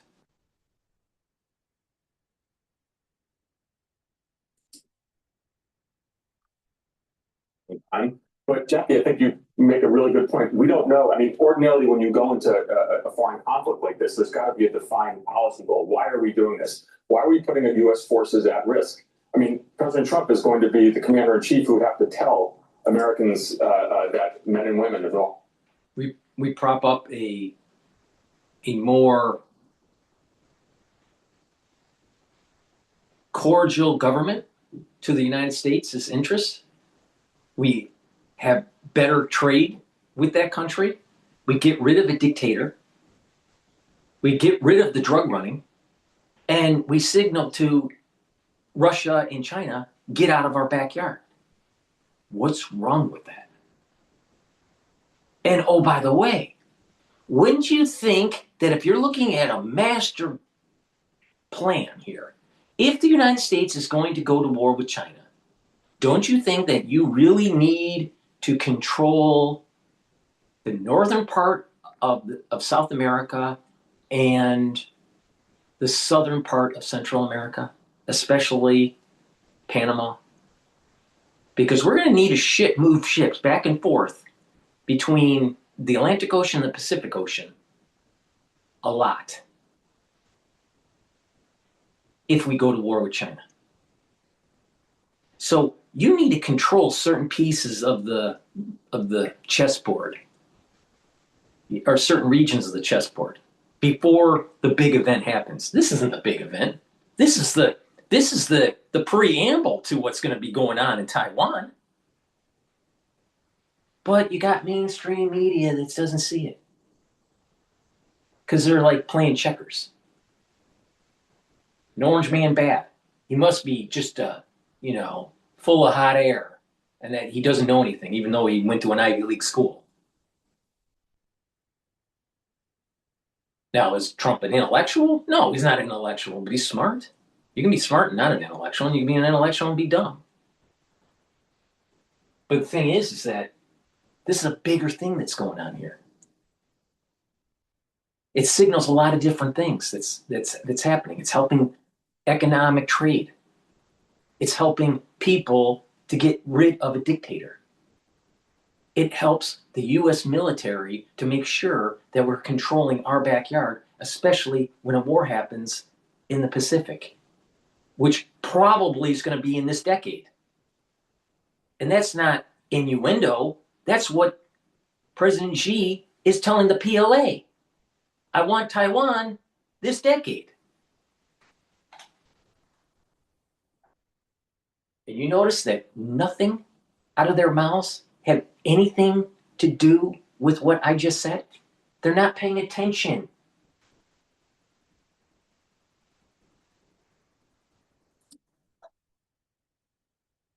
Forces may actually die in this operation. And so we actually don't know even the goals of this. The questions you pose are absolutely correct. And again, where's Congress on this? I mean, the amazing thing is, it's actually something kicks off here. We have a system and we're supposed to have co-equal branches of government, and Congress is bought and paid for by K Street. And K Street is ExxonMobil. That's why. And you're going to need a lot of oil for a war against China. You think you're going to be able to do that with windmills and solar panels?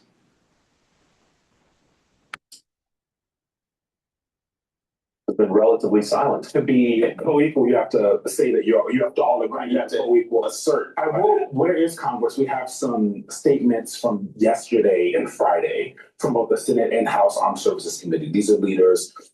Representative Mike Rogers from Alabama, Ranking Member Adam Smith from Washington, Republican and Democrat. We take seriously the reports of follow-on strikes and are taking bipartisan action to gather a full accounting of the operation in question. And from the Senate Armed Services Committee leaders, Chairman Senator Roger Wicker and Senator Jack Reed of Rhode Island, the committee is aware of recent news reports. We will be conducting vigorous oversight to determine the facts related to these circumstances. These are them, of course, talking about the extra strike. Shoot first and don't give a shit. You know what? Killing these drug runners, who cares? Who cares? They don't even deserve to live.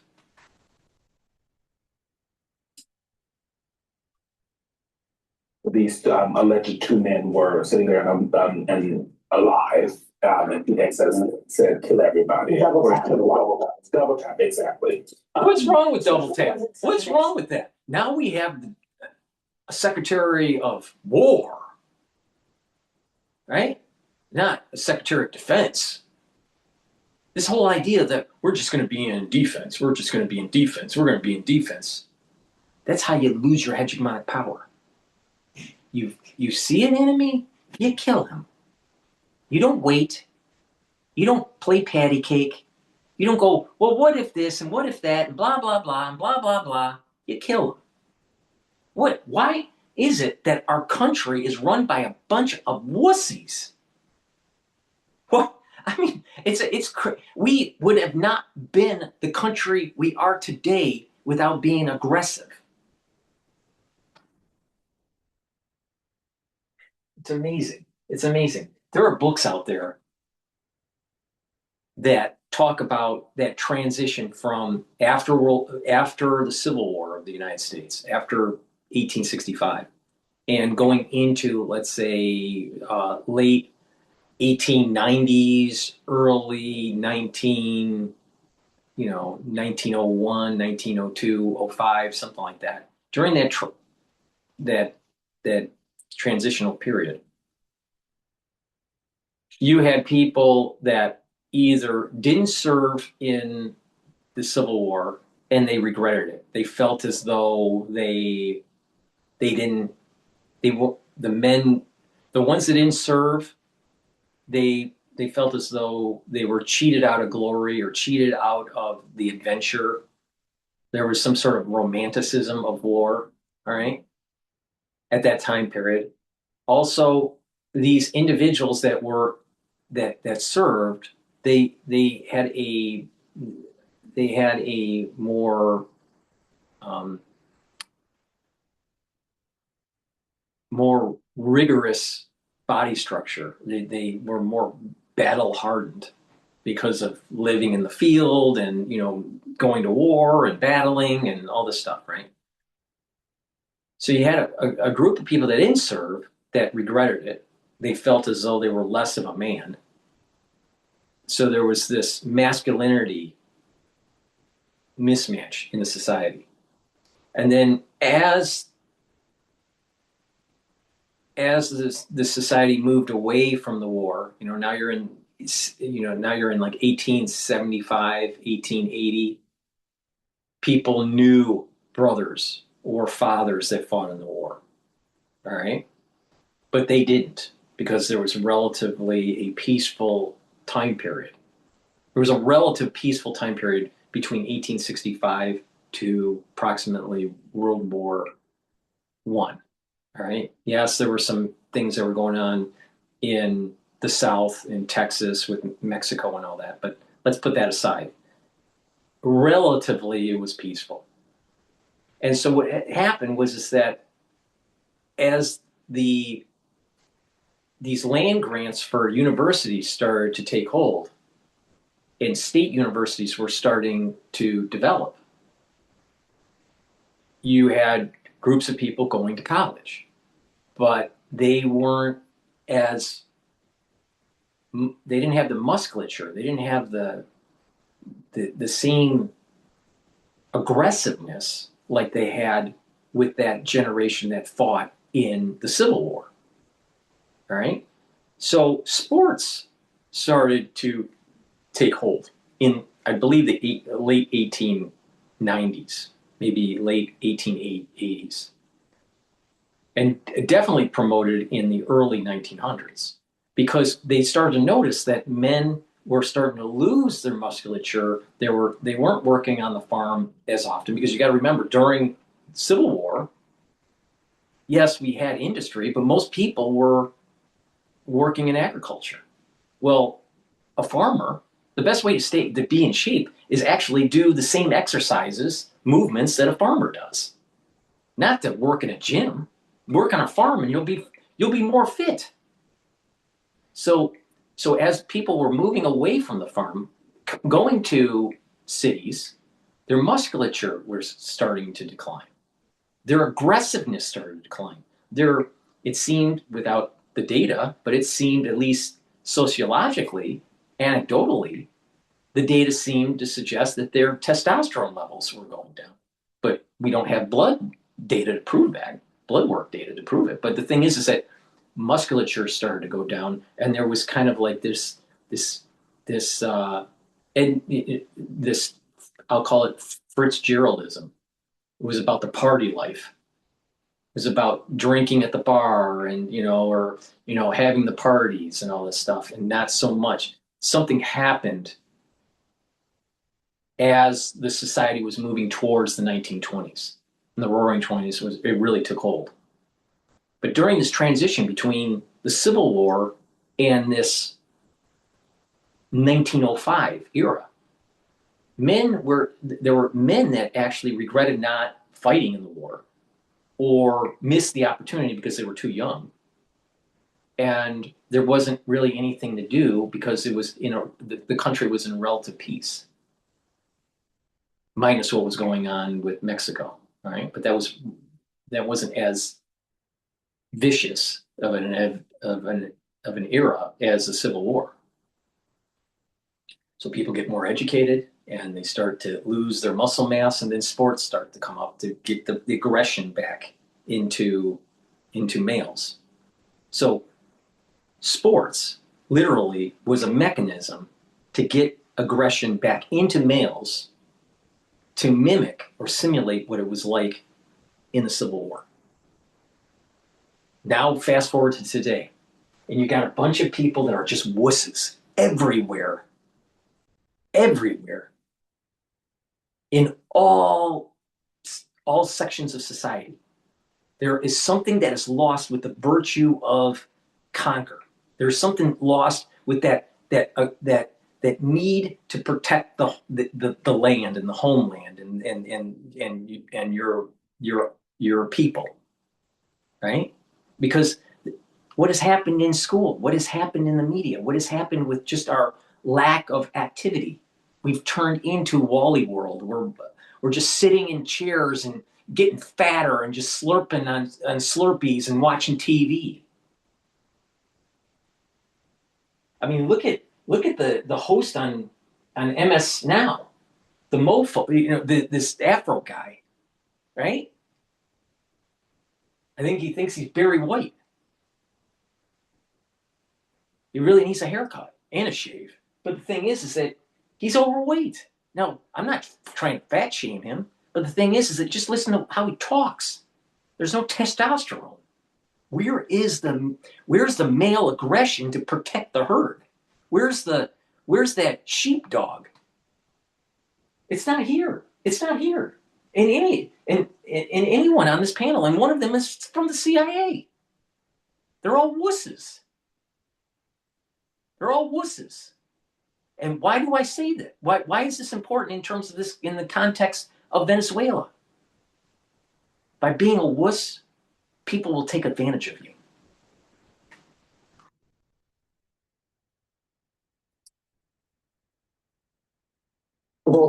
For murder. You would be surprised. You know that the way the military talks look at this guy.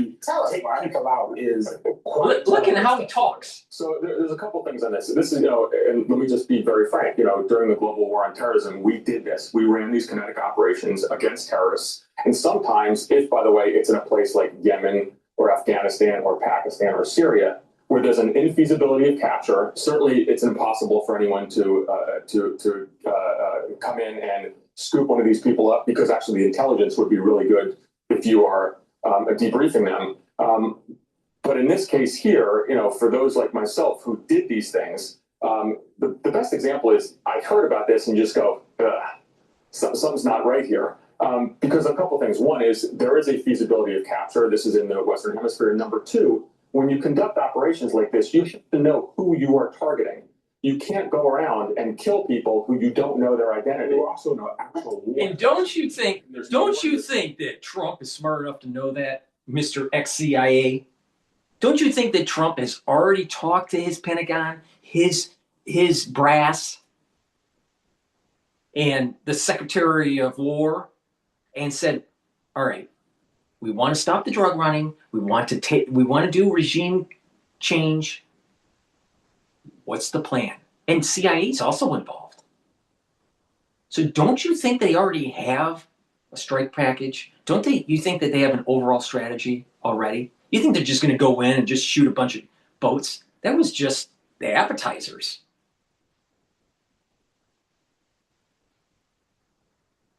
I mean, come on, man. I mean, you think Trump is just going to be that willy-nilly? Of course not. This is a chess piece on a grander strategy with a war with China. You ever wonder why? You know what? Venezuela is not that far away from Panama.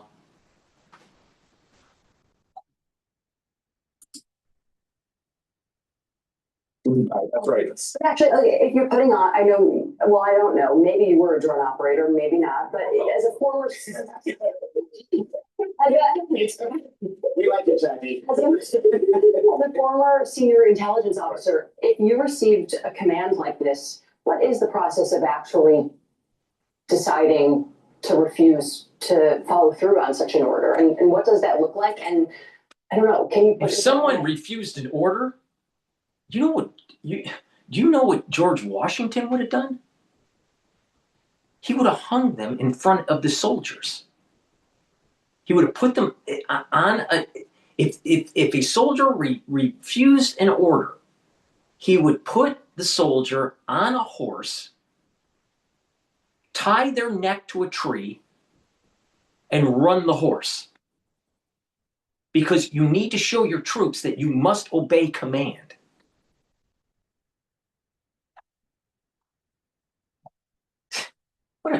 See, this goes back to what I was saying about that transition from the Civil War all the way to 1905 and this demasculization that was taking place because there was nothing to galvanize the the male's psyche. You got this. It's almost like they want us to fail. So we got a bunch of soldiers out of shape that can't do push-ups. We got talking heads on mainstream media that says, just don't listen to the president. You don't have to pay attention to him. How's that any different than a little kid in elementary school where the teacher's saying don't pay attention to your parent? See? Right here? This is CRT. This is CRT, an element of it. Weaken the society and then just slap them with reparations. Oh, oppressor and oppressed. I tell you, Pete, these people, they're weak. They're weak. They don't even know their history. And kind of walk us through. But if you heard this, would you be like, okay, yeah, sure, button? Well, you have to kind of forensically go through it. If you believe the reporting, and I think that that remains to be seen, we do have to see Congress are stepping up on this, and we're going to see exactly what occurred. But this was something the Secretary of Defense said, kill them all. But then you had what's wrong with in the U.S. military. Don't you want a Secretary of War? If someone is going to go to war, and don't you want a Secretary of War to say kill them all instead of like don't kill any, like we've had with Blinken and all these clowns that were running the State Department and the Defense Department? I want an aggressive Secretary of War. That's a good thing. Instilling that ethos into our soldiers, that's going to allow us to increase the probability of winning in the Pacific. The opposite increases the probability of losing in the Pacific. Yeah, Biden with his transvestite military personnel. Do you think that strengthened our resolve in the Pacific or weakened it? Of course it weakened it.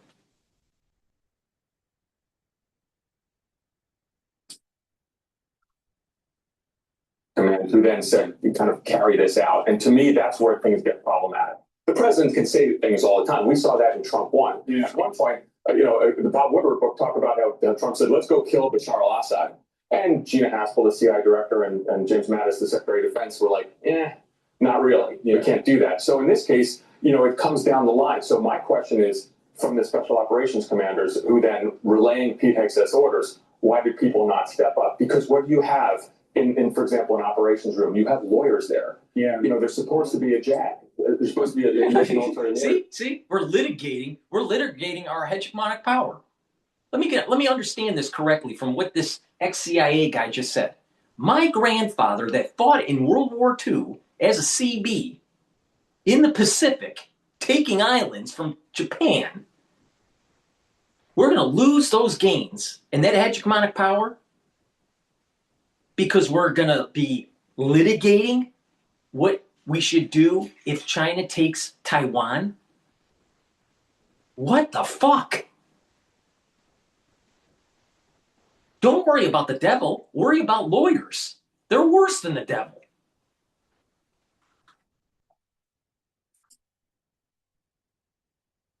Say, whoa, hold on a second.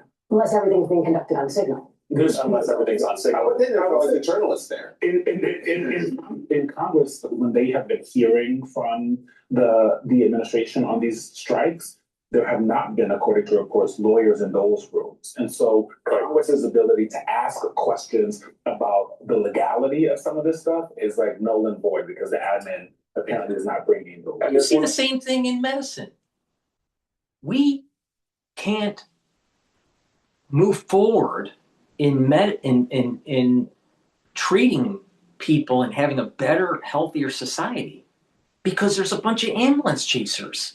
And so you have to pay for, more insurance, malpractice insurance. You have to have more training, and everything's more expensive. And then you get a industry, the pharmaceutical industry and the clinicians, they're afraid to do anything because they're afraid to be sued. So when you litigate everything, you start to freeze the society. It starts to create an environment where no one does anything because they're afraid of a lawsuit. That's a bad thing.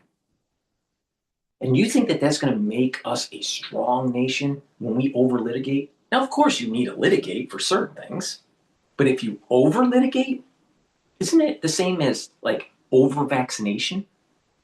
It harms the body. Over litigating harms the society.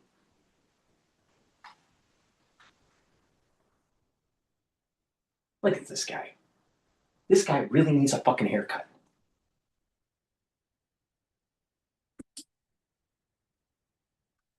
Right, so Congress is going to be particularly annoyed because they were briefed on this strike, and it looks like that detail, the double tap, was left out. I wonder why specifically on it. One quick note: you had both Just Security, which is a kind of a site which kind of from the left came out against the strike. So did the National Review from the right. So you're going to see some growing. Just like my reaction was like, that's not so good. This is big. This is big. Yeah.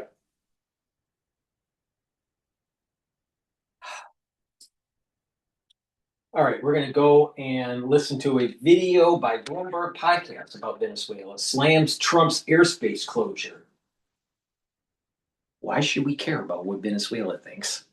Please go to my store, the-studio-reykjavik.com, and get the vitamin B complex. Vitamin B complex will rev up your metabolism, boost up the health of your mitochondria. You'll have more energy. The first 4 B vitamins in this complex will help with the mitochondria through the electron transport chain, increase your ATP levels. That's super important to rev up the metabolism and have your cells perform properly.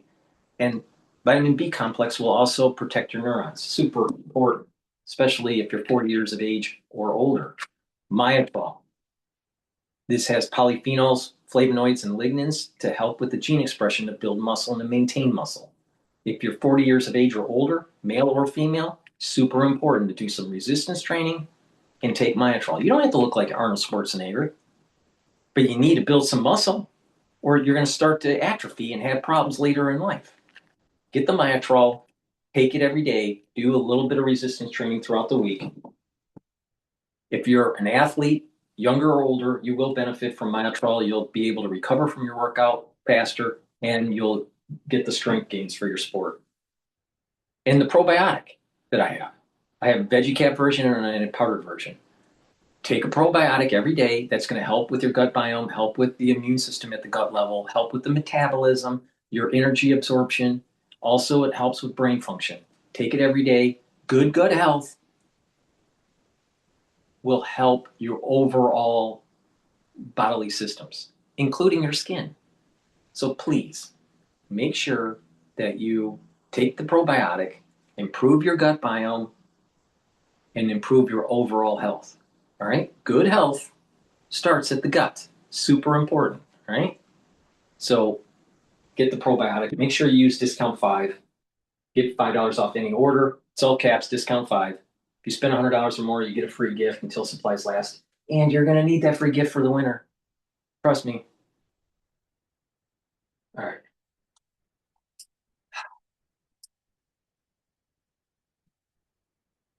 Bloomberg News Now, I'm Monica Ricks. Venezuela is not happy President Trump has declared airspace around the country closed. The country's foreign minister has called the president's comments another extravagant, illegal, and unjustified aggression against the Venezuelan people. And he says the U.S. does not have the legal authority to close another country's airspace.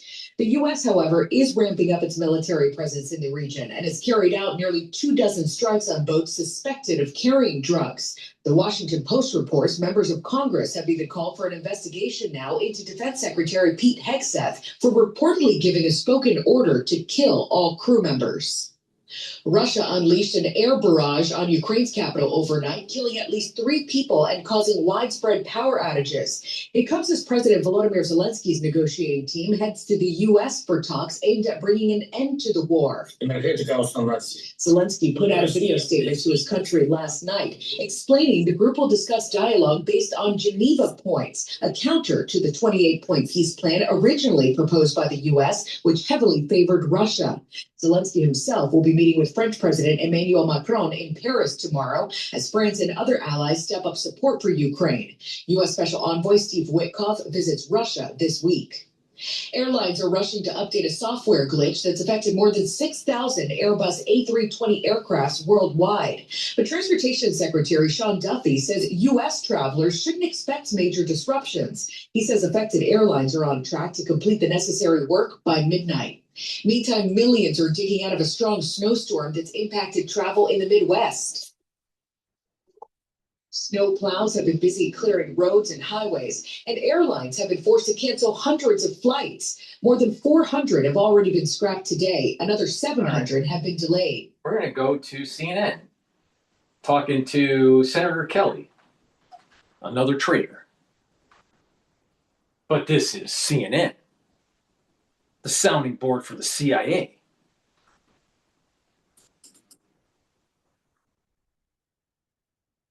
Democratic Senator Mark Kelly of Arizona is now here with me. Thank you so much for being here. I do want to start with the immigration plans.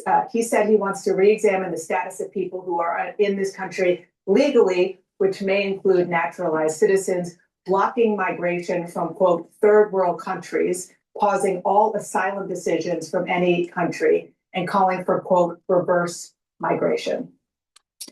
Well, I think this is consistent with what we've seen from this president to date, rounding up people in their community. He said he was going to go after drug dealers, gang members, criminals. What we've seen so far is a little bit of that and a lot of just breaking up communities. Breaking up communities. Let's listen to the senator. That's a Democrat. Breaking up communities. Who are these people in these communities? Illegal aliens. Okay. Are they human beings? Yes. Are they in the United States? Yes. Are they here in the United States illegally? Yes. Then why are they here? Oh, they didn't break any laws. Well, wait a minute. They're illegal. They're in the country illegally. They broke a law. See, this is the problem with the narrative by the Democrats. They don't want to accept that illegal immigration is illegal. Period. They don't deserve to be here. Oh, but the Democrats need them here. Because when you have kids by illegal aliens, you bring them over illegally or you just have anchor babies, you have to put them in school. And the school needs the money. And how does the money get divvied out to the school system? By head count. And it's not head count based on legal status. It's head count just by the number of pupils in the room. So the more illegal alien babies you got, or kids, the better off the school system gets more money. Oh, amazing how that works. Then you have many cities like New York that are hemorrhaging population. New York State is losing population. They're on the verge of losing the number of seats allotted to them in Congress because it's based on population. Well, if you start bringing on a bunch of illegals and put them in sanctuary cities that are blue states, guess what? There's going to be a day where you're going to have amnesty. And you can play with the numbers with the census and everything, and then all of a sudden you maintain those seats in Congress. Even though if you took out the illegal aliens out of the sample size, you would determine that there should be less seats allotted to New York or California. They're lying. They're lying. And their lies lead to power in Congress. So that's what Senator Kelly represents. That's what he represents right there, in a nutshell. Lying on the census, pushing amnesty, and not paying attention that illegal aliens here in the United States is illegal. And then they start to take away the money for certain social programs that should be going to our elderly that are legal? Or what about our veterans that are legal? Should a fixed amount of money through taxes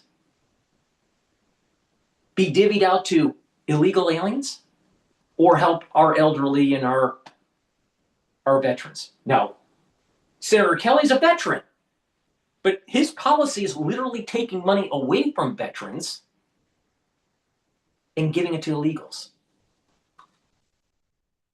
Senator Kelly. What a fucking jackass.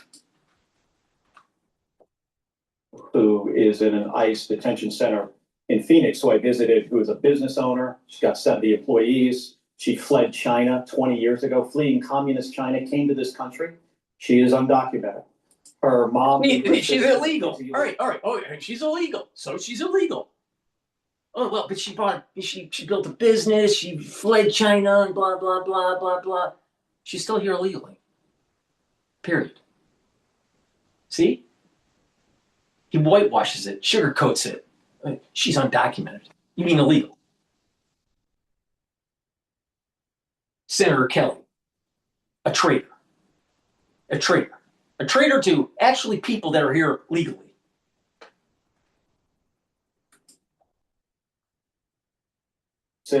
Sister's a U.S. citizen. She has a deportation order. She is no threat to anybody. There are hundreds, if not thousands or tens of thousands of these people. But these are. Oh, so she had an anchor baby, so we are supposed to give her some special reward?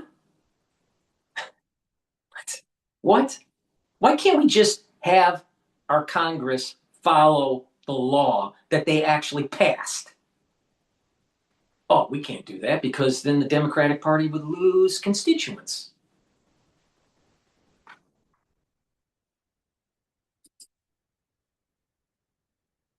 Immigrants that he is talking about. And He's kicked out legal immigrants already. This is kind of more of the same from this president. When he says things like third world countries, what is he really saying? I think what he's saying is he doesn't want brown people in our country. And that is disturbing and it's un-American. Did Trump admit? He's saying third world countries because they're shitholes. They're shitholes. That's why they're called third world countries. They're underdeveloped. It has nothing to do with the race. Now, seems to be a correlation, but not causation, of ethnicity and third world countries. But there are many people that are of different ethnicities that can be very prosperous in their life and educated and have morality. But why does America need to be the all-you-can-eat buffet for the world? Why? Wouldn't it be lovely to have a senator that actually obeys the law? No, instead of sugarcoats it. Now, maybe he lost some brain cells in space.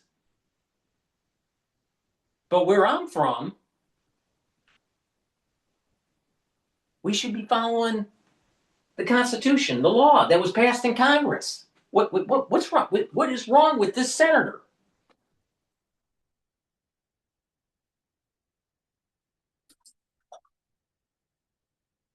Says the man accused of the shootings of the two National Guard members wasn't vetted. Now, to be clear, CNN is told that that's not true. There were multiple rounds of extensive vettings, but all told, well, if there was multiple rounds of extensive vettings, then was this guy that did the shooting part of an operation by the CIA? Maybe, maybe not. I don't know. It's a hypothesis. Or maybe the vetting process sucks.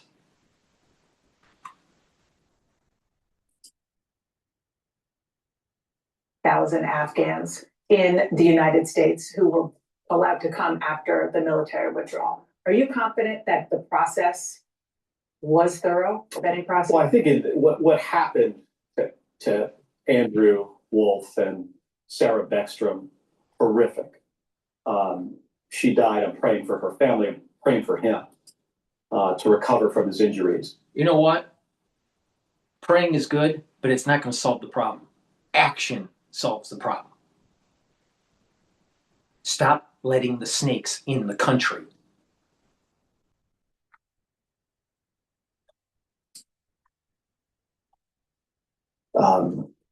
It is a really horrible thing. There needs to be an investigation and find out, why did this guy do this? Was he radicalized in Afghanistan or, here in the United States? And if it makes sense to change some things, I think we need to do that. I used to have a commanding officer in the Navy that used to say, if you're not changing something. The shooter was illegal. All right. He overstayed his visa. Well, wait a minute here. Shouldn't we just follow the law, Senator Kelly? No, we need to do an investigation and find out. Maybe we need to correct our actions and blah, blah, blah. Just follow the law. Senator Kelly. I mean, come on. I mean, this is not rocket science.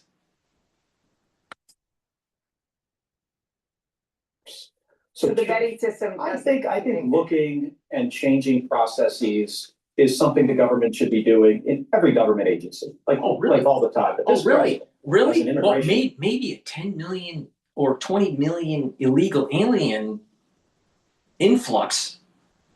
We need to do something about it, Senator Kelly. Hey, these guys, you can't trust them. They're just right now, they're all that is phony. not helping our country. That is tearing communities apart. We need comprehensive immigration reform. He's kicking out people, that came here legally that pose no threat. Why didn't they do comprehensive immigration reform when they controlled Congress and the House? Controlled the Senate, the House, and the executive branch. When the Democrats controlled it. Why didn't they do that then? No, they didn't. Because they knew it would backfire in midterm elections. That's why they didn't do it. So they just kicked the can down the road. And the Republicans do the same thing. So it's not that the Republicans are any better. Congress has no intentions of fixing this problem.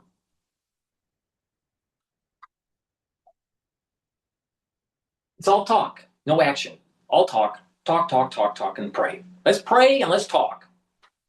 Praying and talking ain't going to get anything done.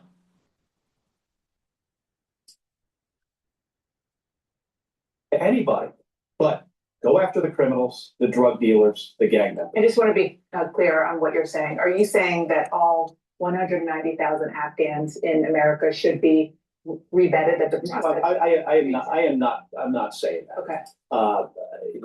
These are into. Why not?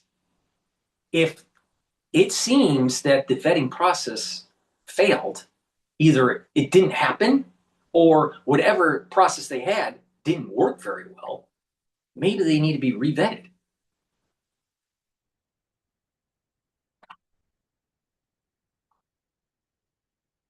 I'll tell you, I do not trust Senator Kelly. That were fleeing the Taliban. Many of them worked alongside U.S. service members and provided a valuable service to the United States of America and deserve an opportunity, to resettle in our country. We're a country. An opportunity, but with an opportunity to come to the country and assimilate. Not to go down D.C. and shooting National Guards. Senator Kelly, this ain't rocket science.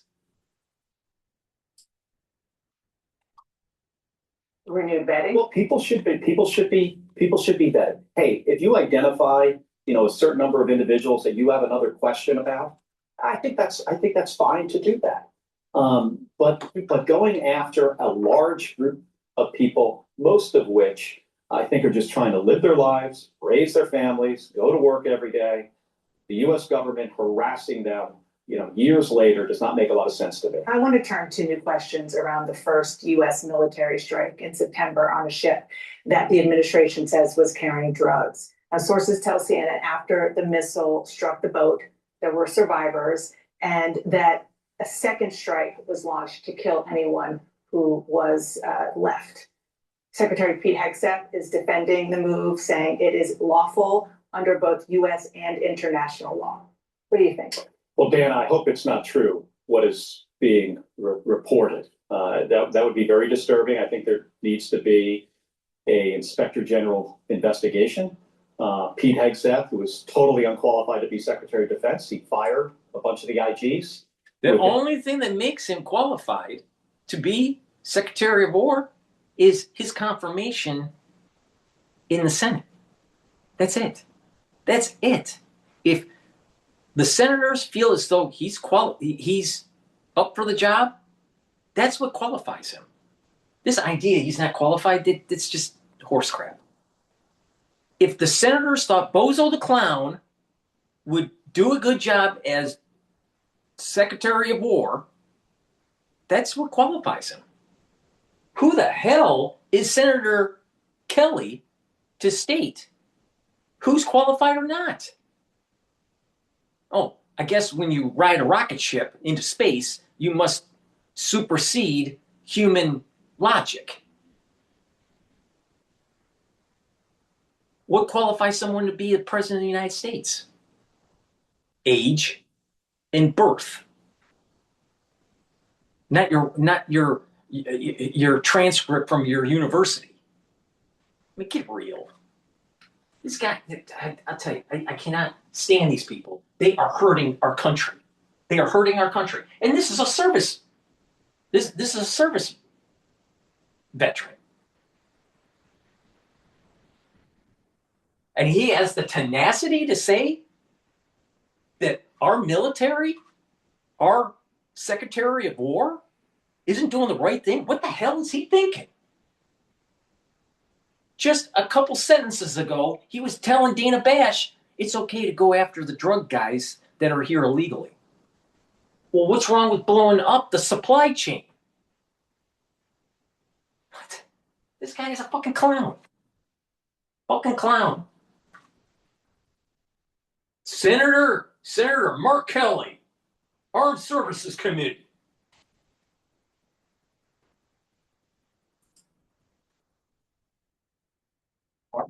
That makes this more challenging. I don't have a lot of confidence that he's going to investigate that.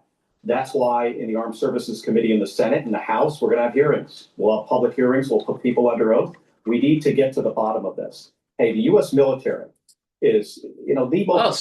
So they'll have a bunch of time to investigate double tap on drug runners from Venezuela. Meanwhile, the Senate doesn't have the time to actually fix our health care in this country. The Senate doesn't have the time to fix the overprinting of money and how it's hurting families' affordability. The Senate doesn't have enough time to actually make sure that our veterans and our elderly are taken care of. Do you know how many people that are older have to do away with either food or their medication because they can't afford both? It's rampant in this country.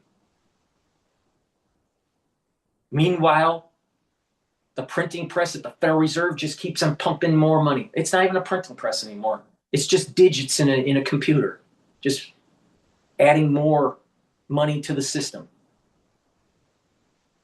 creating inflation, causing the problem even worse. But the Senate doesn't have the time to fix it.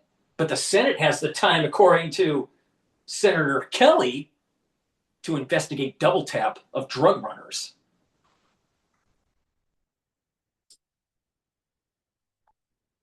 Effective, military in the world. And we've got to be, precise, and we have to be operating in accordance with U.S. law and international law, always. Based on what CNN is reporting, what the Washington Post. Wait a minute. U.S. law is don't let illegals in. And if they're here illegally, they get kicked out. That's U.S. law, Senator Kelly. But you may not have been paying attention to that because you were in a spaceship.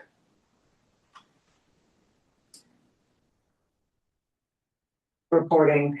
Do you believe if there was a second strike to eliminate any survivors, that constitutes a war crime? It seems to. If that is true, if what has been reported is accurate. I've got serious concerns about anybody in that, chain of command stepping over a line that they should never step over.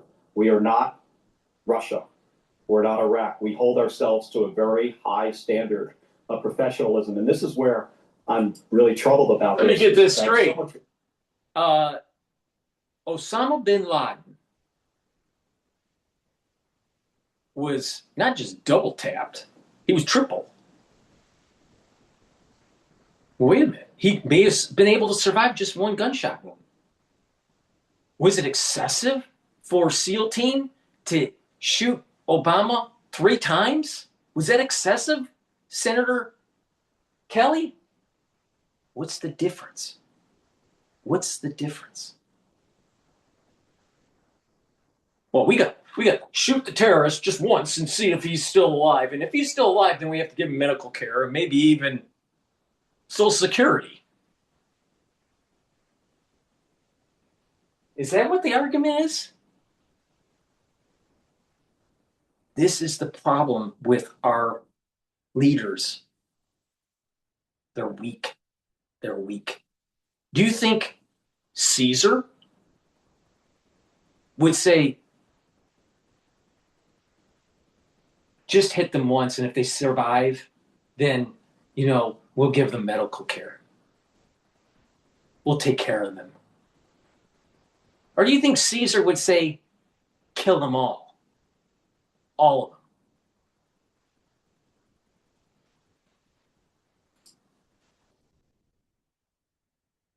For people in the United States Navy. I served in the Navy for 25 years, and there is no organization more professional than Navy SEALs, and they should be revered. And that's why I say I hope what I've heard about this. Really? Now, I'm very pro military, type guy. All right. I think that we need to make sure that they get the resources during their service and after their service. But the reality of the situation is this, and even Jocko, Navy SEAL, admits to it. Most of the Navy SEALs are they're a little on the spectrum of illegal activity. So what the hell is he saying? He's not Navy SEAL, and that came from Jocko. Now there is a certain level of professionalism, but when it starts getting hot and heavy in a battle, you do things that you don't want to talk about. So he's not paying attention to the reality of the situation in war. But even these people that become Navy SEALs, they even admit that, if they weren't Navy SEALs, they probably would have done crime. They probably would have gone down a different road that would lead to lead to very bad things in society. So they're not they're not lily white. So I don't know what universe Senator Kelly's in. Now, maybe when he launched up in the space shuttle, that he somehow broke the sound barrier and went into a different universe. But something just doesn't seem right with him.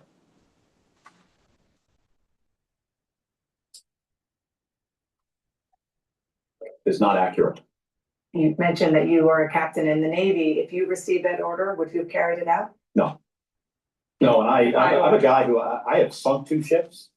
I've sunk an OSA-2 missile patrol boat in Kuwait Harbor, a Palnaki troop carrier in the Persian Gulf during the First Gulf War. I never, in that situation, questioned whether those strikes were legal. We were given an order to do this. It was a time of war. These were Iraqi ships with Iraqi crew members who posed a threat to the United States military, in this case, who they invaded Kuwait. We're trying to kick them out of Kuwait. This was approved by Congress, all of that, right? So, but if I was ever given an order for a second, I've had questions about the operation in general, and I've been saying this for weeks, putting service members I don't, like, are you stepping over a line here? Is this legal? They have tied themselves in knots trying to explain to us on the Armed Service Committee how this is legal, not sharing, all of the information either, which is really troubling. But going after survivors in the water, that is clearly not lawful. You mentioned that Pete Hegseth should be held responsible. You mentioned that you would not answer the call if you were ordered to do this. That was the gist of the video that you and 5 other members. Here's something that's really interesting. And I want to, because it's a nuance, and it's really important to pay attention to the nuance of Kelly. Now we're going to zoom in, or rewind here, okay? And pay attention to when he said that he sunk certain ships and why he did it. And then I want to read you something that is going to blow your mind, all right?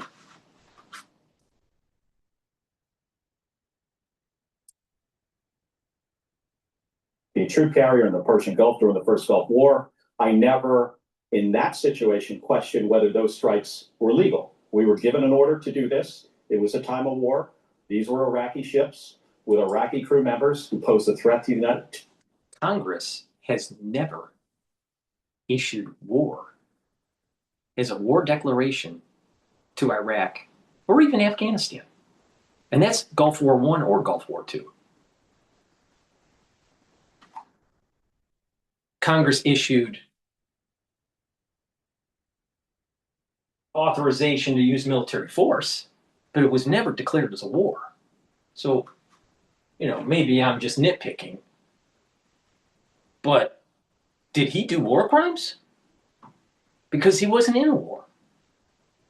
There wasn't a war. It wasn't official. And this gets down to to a really important concept.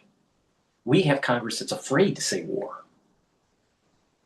And when you have a Congress that's afraid to say war, Trump isn't going to be able to get an official declaration from Congress because they're afraid to say it. So he just has to act. So who's at fault here?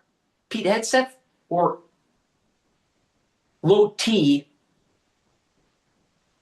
testosterone senators like Kelly?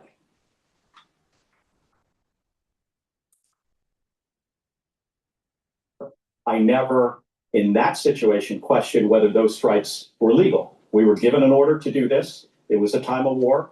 These were Iraqi ships. Time of war? It was a time of war? It was never a time of war. It was never declared a war. What is he talking about? Congress gave military authorization, but it wasn't war. There was no declaration of war by Congress. What is he talking about? Is he lying? Or does he not know the distinction between the two? And if you're doing things that are just use military force, but it's not really a declaration of war, and you're saying that you did this because it was an act of war, then did you do a war crime?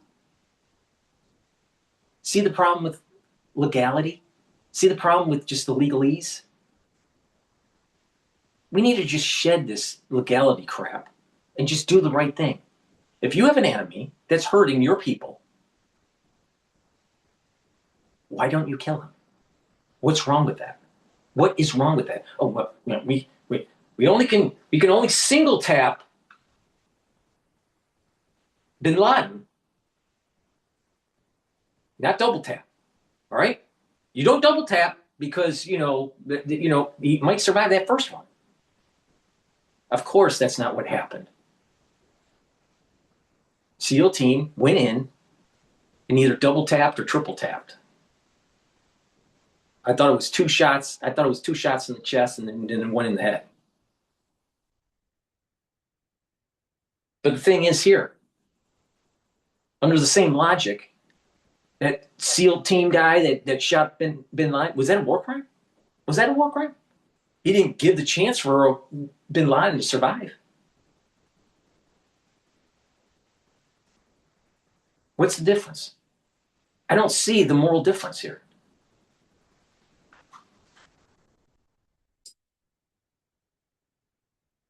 to the United States military, in this case, who they invaded Kuwait. We're trying to kick them out of Kuwait. This was approved by Congress. All of that, right? Approved by Congress for military action, but it's not a war. So stop pretending that you're in a war. You're in a military action.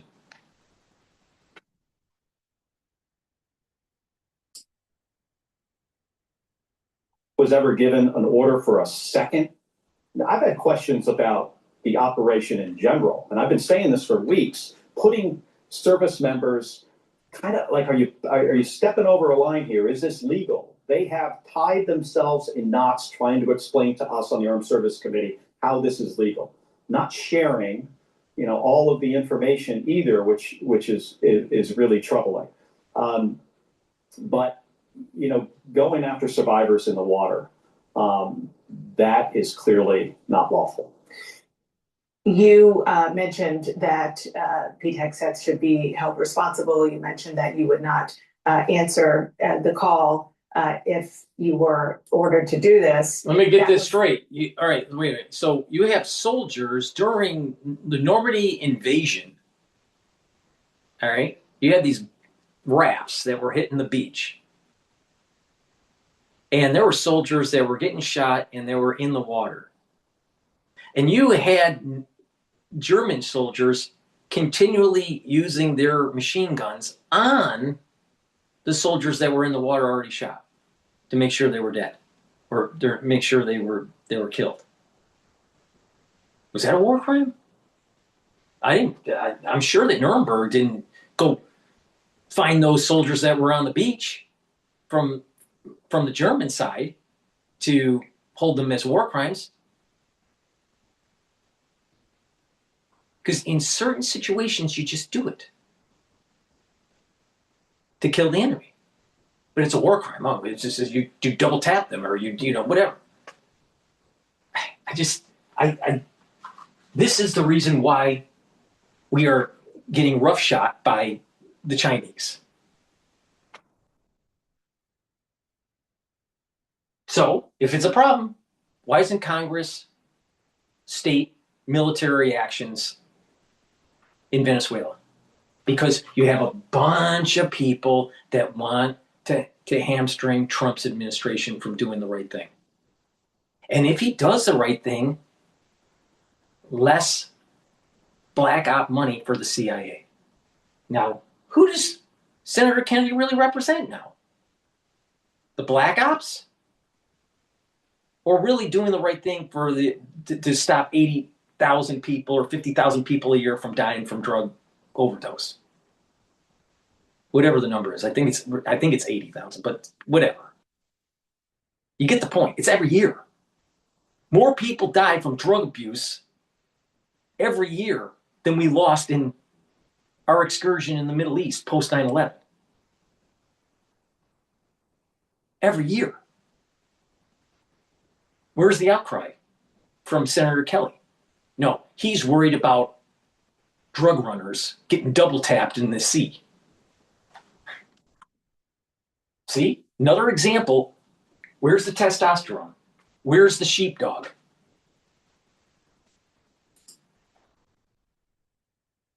The gist of the video that you and 5 other members of Congress who all served in various capacities in the military put out there, you said our laws are clear, you can refuse illegal orders. That video, I don't need to tell you, sparked a lot of outrage from the administration. Yes, they launched an FBI investigation. Has the FBI knocked on your door yet? Have they asked? Well, first, let me start by saying we said something very simple and non-controversial, and the President of the United States said, hang them, execute them, prosecute them. In my case, Secretary Hegseth said, prosecute him under the Uniform Code of Military Justice for, by the way, reciting the Uniform Code of Military Justice. It's obviously ridiculous, but this is an attempt to silence me, to get me to not hold this administration accountable. We have a president who doesn't. It reminds me of Hollywood. All right? Bad publicity, good publicity, doesn't matter as long as you get publicity. This guy's going to be running for president in 2028. Watch. Now, will he win the Democratic primary? I don't know, but he's going to run. He's setting himself for running. And the Constitution, who installed an unqualified Secretary of Defense. I cannot think of a Secretary of Defense in the history of our country that is less qualified than Pete Hegseth. He should not be in this position. He should have been fired after Signalgate, and now he should be fired again for this, if this is accurate. So he's not going to get me to back down. But what he is doing is sending a very chilling message across our entire nation, not only in the military, but the civilian workforce. Who's going to speak up and say anything if they see something that's unlawful or see something waste, fraud, and abuse? Why would anyone speak out if they can go and try to prosecute a U.S. senator? Is it happening? Well, I don't know. I mean, I was notified. I was notified about this through a tweet, the same tweet that you saw. And that demonstrates how unserious this administration is. They care more about the publicity about this than the process or the law. I haven't been notified by the Navy. By the Navy or the FBI? So no court martial. I don't like Senator Kelly. Now, I don't know if it's because he's a chrome dome. I don't know. But there's just something about him I just don't like.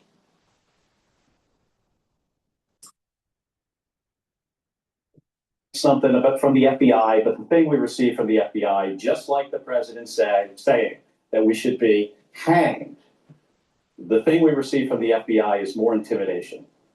What did it say? Well, it just said there was no point of contact. It had something about coming in for an interview. And the question here should be, why did the FBI decide to do this? Or do you think maybe the president told the FBI director to go after these 6 members of Congress? So more bullying and intimidation. Oh, maybe the senators did something that they shouldn't have done. Orange man bad. Everything he does is bad. We gotta have to talk about it. We gotta blah blah blah blah blah. No, I think you know what. He needs to get some heat on him. A little bit of heat. And do I think that he did? Did he do anything illegal? No, I don't think that Senator Kelly did anything illegal.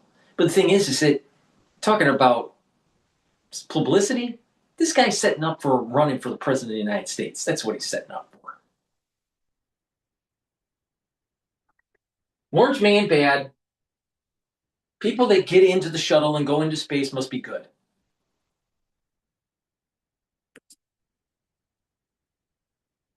Dana, I'm not backing down.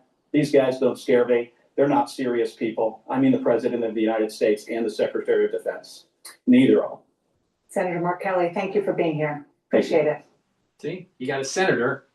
You got a senator that Democratic you have a Senator senator Mark Kelly that of Arizona. you have a senator that's not respecting the office of the presidency, nor is he really respecting the armed services. But it's okay. I have my opinion. He has his opinion. That's what makes America so great. Please go to my store, the-studio-reykjavik.com, and get the digestive enzyme complex. Digestive enzyme complex will help the health of your pancreas, reduce the load on your pancreas when you're digesting. Digestive enzyme complex will help to break up carbohydrates, proteins, and lipids. It has bromelain in it. Bromelain is very important for reducing clots, and the proteolytic enzymes in digestive enzyme complex will break up glycoproteins. Super important during the winter season. Please go to my store and get the deodorants, dual purpose for males and females. You can get it in peppermint, lavender, and tea tree, or in citrus. It's made from essential oils from the Himalayas. It's dual purpose. It'll help with detoxifying your body, and you're using it as a deodorant. Get a couple bars for your household. Give it as gifts. And that's a great idea. Go to my store and get some gifts and get healthy, either for yourself or for people you care about. Because if you follow what I'm saying, you will get healthy. It works. This is what I do every day. And don't you want to just complain about Senator Kelly all your life? You need the energy, right? being facetious. All right, so please go to my store and get the drops. The drops are in blueberry, in cherry flavor, and also in honey and lemon. Honey and lemon. Very high quality. Right when you have that throat irritation, take them right away. They're structural nano silver. Very important to be prepared for the winter season. Get a few bags to your household. All right, with that, let's continue on. All right, live now is talking about, you know what? Let's switch subjects here. Industrial revolution on steroids, dealing with AI. All right, so this is Fox News clip. Hey, it's Ryan Reynolds. My goal is to spend as little as possible on things like commercials so we can pass more savings to customers. When I saw Joining us now, Senator Dave McCormick, who has been working across the aisle on a number of measures related to AI. Senator, welcome back. Good morning. Okay, so let's start with this issue of China, which Madison referenced there. I know that there's this big debate about whether we let China race ahead of us while we debate regulations and what we're going to do here in the U.S. One of your GOP colleagues, Senator Josh Hawley, says this: big tech companies continue to develop new generations of artificial intelligence. Those wide-ranging risks of their technology continue to grow unchecked. Congress must not allow our national security, civil liberties, and labor protections to take a back seat to AI. So is there going to be bipartisan action on comprehensive legislation at the national level with respect to regulating AI?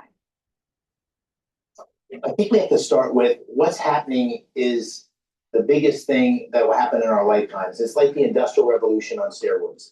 It's the AI revolution and the energy revolution. They go hand in hand. And the consequences of leadership have huge benefits for America, whether it's solving diseases or huge advances in nuclear fusion or advanced manufacturing. So winning and leading has huge benefits. It also is connected to our military. So the leader in AI in the world will also have leadership and military capability. And so that's why this battle with our major adversary, China, is so critical. And winning in this battle depends much more on what we do than what they do. And we have to invest and have a regulatory framework that ensures we can have the energy dominance, which the president has laid out, make sure we have the AI leadership, which is dependent on huge investment and huge talent, as you said. And this is the critical contest of our time. So we need to have a regulatory framework that allows innovation. We can't be too constrained. We have to have the investment of capital. And that was really why I created, along with my wife, this Energy and Innovation Summit in Pittsburgh, where we brought all the leadership, the president, his cabinet, leaders in AI, leaders in energy together to lay out a game plan for how Pennsylvania can be at the forefront of that. And the president, of course, has his Genesis mission, which is like the Manhattan Project to make sure America remains in the lead.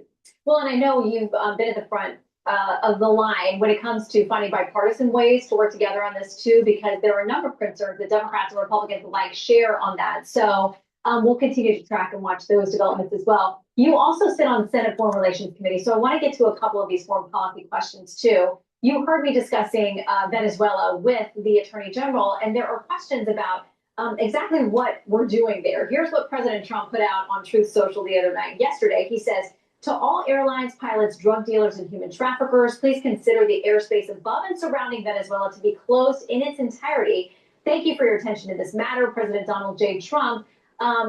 Is this about something more than the drug trafficking and fentanyl we know that doesn't flow through Venezuela? Mainly, their cocaine flows to Europe. What do you say to critics or skeptics who think this is more about regime change there? Of course it's regime change. Well, listen, I look at this issue through the lens of what's happening in Pennsylvania and the country. We have a war that's coming through fentanyl, through opioids, through cocaine. It killed 100,000 Americans last year. That's twice the number of people that died in 8 years of Vietnam, 4,000 Pennsylvanians. And exactly, and this dovetails really well with the Senator Kennedy. I'm sorry, Senator Kelly. He wants to investigate double tap by Pete Hegseth. But he doesn't have the time to actually investigate how to stop 80,000 Americans dying from drug abuse a year. Senator Kelly has time to find ways to try to kick out Pete Hegseth. Because guess what? There are a lot of people within the military industrial complex that doesn't like Pete Hegseth. Because he changes things. He's actually holding people accountable. And they don't like that. They just want the money just to keep on flowing in, and you just keep on having overweight generals collecting a check and can't do a push-up.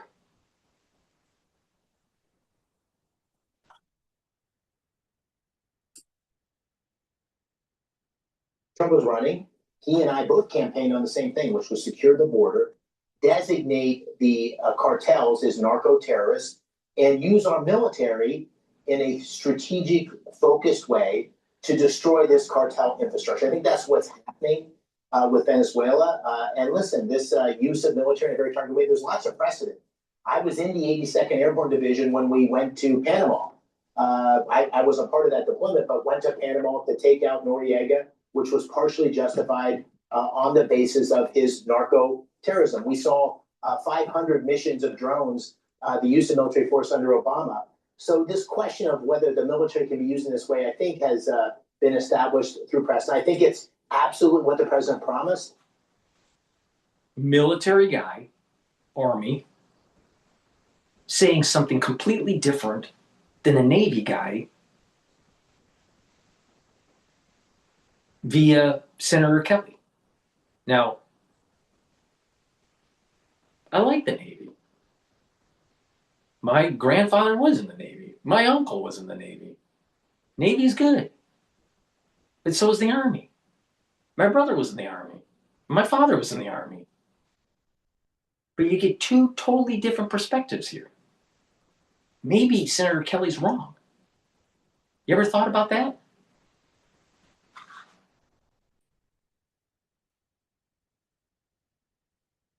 And I support his actions to do this. This is killing Americans every day. Okay, so the other foreign policy hotspot, there are many, but I want to focus on this. The Ukrainian delegation is now in Florida meeting with a lot of top Trump officials. Special Envoy Steve Witkoff, Secretary Rubio, I believe Jared Kushner, his son-in-law is supposed to be there as well. As they try to work out this framework for a deal, Russia, you have President Putin saying just days ago, we'll look at it. If it works for us, great. If not, we're going to continue fighting. They continue to shell Ukraine with missiles and drones throughout the weekend. How does this end? I mean, there's a suggestion this week with this leaked phone call with Witkoff that the U.S. is being overly deferential to the Russians, to Putin. Well, it's a real tragedy. We've had millions of people dying. Really, Ukraine destroyed, enormous damage to Russia. It needs to come to an end. Putin is the aggressor here. This is the result of his aggression into Ukraine. And I agree with the outline that the president gave months ago, which is we need to bring an end to the killing, a ceasefire, which is likely along the borders of where the current military forces are. We need to have a security arrangement that ensures Ukraine's permanent sovereignty. This can't be a moment. It's really simple. We need to stop the conflict in the European theater so we can concentrate in the Pacific, because that's where the real game is. We will lose our hegemonic power if Taiwan is captured by China. And I don't really care about Ukraine. It's not that important right now. What's more important is what's happening in the Pacific. And Zelensky, obviously he doesn't care because all he cares about is Ukraine. But the United States needs to focus on the big picture. We need to maintain the pivot to Asia. And that was part of the reason why Trump was trying to de-escalate what was going on in the Middle East so quickly. And that caused some consternation with Netanyahu. The big game is the Pacific.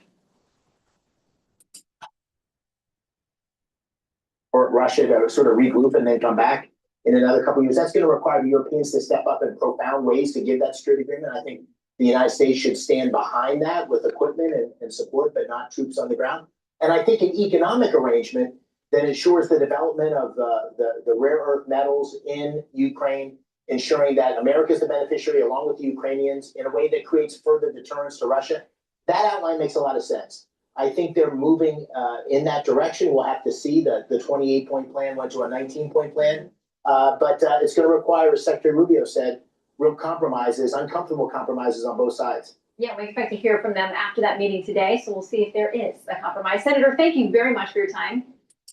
All right. Thank you. News Nation just issued a clip about Venezuela's, the operations in Venezuela could be imminent by Lieutenant General Newton. All right, let's listen to that. Before I do, please go to my store, the-studio-reykjavik.com, and get the heirloom barley. This will detoxify your body, bring down inflammation, and soak up free radicals. By doing this regularly, you're going to slow down the aging process. You're going to be able to recover after a workout quicker. By detoxifying your body and bringing down inflammation, you're helping your immune system and your endocrine system. Also your brain function, because if you're bringing down inflammation at the neuron level, then your neurons are protected. You're reducing the degeneration that takes place. See, if people have chronic levels of inflammation at the neuron level, your neural networks start to break apart. The myelin sheath starts to degrade, and you start to lose your memory. Well, you need to protect your brain, right? So please go to my store, the-studio-reykjavik.com, slow down the aging process, take the heirloom barley. All righty, here we go. Tensions with Venezuela by air and sea. He is also saying the U.S. could start targeting alleged Venezuelan drug traffickers via land. Here's what he said. We've almost stopped. It's about 85% stopped by sea. You probably noticed that. People aren't wanting to be delivering by sea. And we'll be starting to stop them by land also. The land is easier, but that's going to start very soon. We warn them, stop sending poison to our country. Here with us now is News Nation senior national security contributor, Lieutenant General Richard Newton. Lieutenant General, welcome back. I hope you had a great Thanksgiving.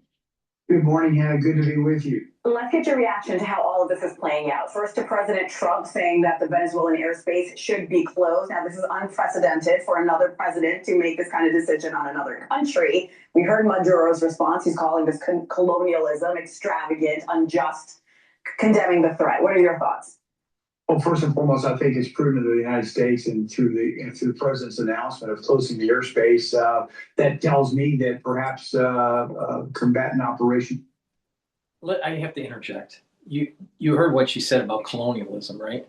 You know, people are saying, or it was Venezuela's president saying it's colonialism.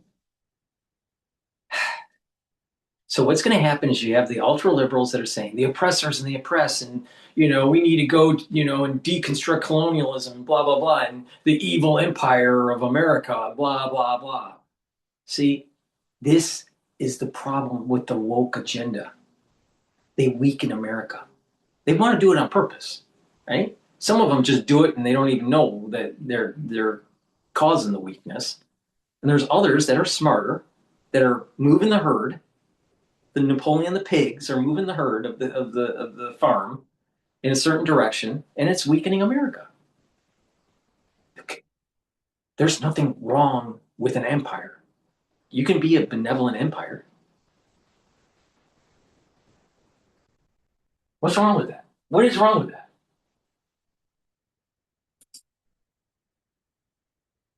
Could be forthcoming here imminently. My term of imminent could be within the next 24 to 96 hours. However, I've been making commentary on that the last week or so, but we've got quite an armada of U.S. capability.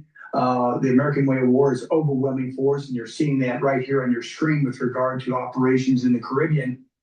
We've got about 20% of U.S. Navy firepower in the Caribbean. We haven't seen this for decades in that part of the world. Last time was an Uphold Democracy operation in Haiti. So this is significant, but the president's made it very clear that closing the airspace, I think, is a prudent move, actually. And we could be seeing military operations here pretty soon.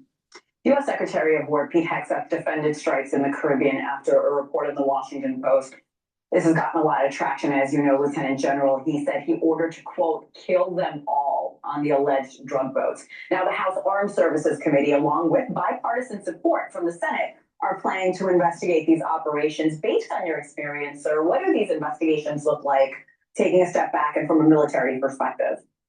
Well, first and foremost, this is all just in the media right now, but it certainly has the attention of the Congress. I think appropriately so.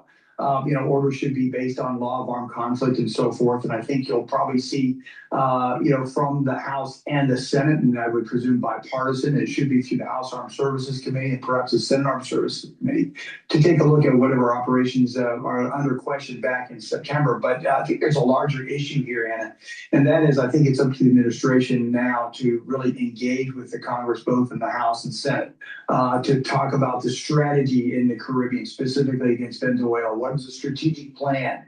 What is the end game here? I think it's important that engage with the Congress. However, I believe that we've been wringing our hands of these drug operations, really for decades. I actually applaud the administration, applaud the president for I think finally about perhaps going out and doing something here. Maduro is the head of state. He is the president of Venezuela. But what makes it unique and special in this case is the fact that he's also directly tied to these narco traffickers that, end of the day, harm the American people. So there is justification here, in my view, of using military force. However, I believe you ought to be engaging the president, ought to be engaging the Congress to make sure that we understand what are the ends, what are the ways, what are the means in terms of what we're trying to achieve here.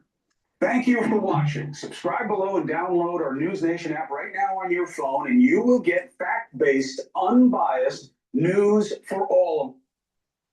Fact-based. Yeah. All right. We'll see about that. All right. Let's take a look at also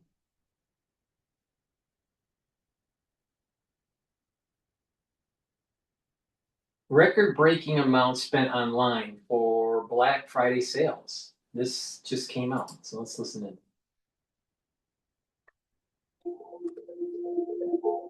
Great ideas can come from anywhere. With Wix, you decide where they go. The Atlantic accusing President Trump of waging war on Christmas, saying, quote, holiday shoppers might not notice that things are a little less merry and bright. The average family is expected to spend $132 more this year because of tariffs, rent, co-pays, mortgages, car payments, and utilities, which remain brutal. Customers have started shopping at cheaper outlets, buying fewer items, and putting off major expenses. But tell that to Black Friday merchants who saw online sales hit a new record with nearly $12 billion in sales, up more than 9% since last year. National Economic Council Director Kevin Hassett joins me live from the White House. Kevin, so great to have you on. It's great to be here. Also seeing that the National Retail Federation says they're expecting $1 trillion of spending. So what's the disconnect here between the Grinches at the Atlantic It's true. and you kind of wonder if the Grinch took over, right? I must stop Christmas from coming. I mean, the fact is that we just had the best Black Friday that we've ever seen. And it's not just because people are out there, taking debt on their credit cards. It's because incomes are way up under President Trump. They dropped about $3,000 a person, $6,000 a family under Joe Biden, and it's up $1,500 a person so far this year. And with all that extra money and with the government shutdown over, so people feel comfortable going back to stores, that we're seeing a really blowout, Thanksgiving and Christmas coming our way. I think all the retailers expect that both online and in-store sales are going to be the highest we've ever seen. And the point is that that's happening even though inflation is way, way down under President Trump. And it was 5-10% under Biden, and right now it's running at about 2.5%. And it's way lower than wage growth, right? And so people's incomes are going up by way more than inflation. And that's why we're seeing these blowout sales. Yeah, I mean, President Trump gave us the best economy we had in 50 years in my entire lifetime in the first term. And then things kind of went south, and now he's trying to bring it back. And I think people think you can just snap your fingers and everything's going to be great. But one thing that has been great has been gas prices, the lowest in 4 years. Yeah, there are a lot of states that are below $2 a gallon. You know, turkey prices were down 19 cents. So I bought two different ones because some other show was criticizing me because I said, oh, generic turkeys are pretty good. So I made two this time, and I didn't really notice a difference. So buy the cheaper turkey next year, folks. But you can get the fancy one if you want to. But the bottom line is it's next year that really has us excited because the government shutdown effects will be gone. But also, don't forget because of the big tax cuts, we got no tax on overtime, no tax on tips. All of those changes are coming in next year as refunds because it happened midway through the year, so it didn't change the tax forms. And so all that extra cash for hardworking Americans is going to start pouring in as soon as they start doing their taxes next year. And we think they'll do that lower or sooner because they want the money. They want the refund. Yeah, well, all these predictions after tariffs didn't turn out to be true. So I'm betting on you, and I'm betting on the president. A lot of people betting on you for the Fed chairman. Your name is rising to the top. A lot of people think that support is coalescing around you. I think you're a great pick. What can you tell us about this? Well, I mean, there were some stories leaked last week. And the thing that I was really pleased about watching the stories leak is that, first of all, President Trump has a whole bunch of great candidates, and I think any one of them would be a big trade up from where we are. But then once it became clear that the president's getting closer to make a decision, the markets really celebrated. Interest rates went down. We had one of our best Treasury auctions ever. And so I think that the market expects that there's going to be a new person at the Fed, and they expect that President Trump's going to pick a new one. And if he picks me, I'll be happy to serve. Well, I think a lot of people will be happy if he does, and you've certainly been a steady-handed and loyal ally for many years, and people like you, and you're a nice guy.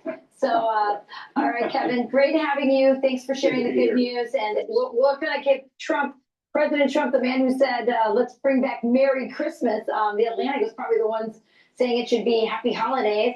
So I think we're off to a good start for the holiday season. Thanks for cheering us up. Right. Well, we'll get the Atlantic to grow their heart many sizes, and then they'll eat for Christmas too. Yeah. Arthur, 2 sizes too small. Kevin Hazard, thanks for joining us. I'm Steve Goosey. I'm Brian Kilmeade. And I'm Ainsley Earhart. Welcome to Vago Garden. Today, we're assembling the 32 inches 10-in-1 novel bed, which is made for a 4 feet x 8 feet bed. This next video is about the difference in deals between Cyber Monday and Black Friday.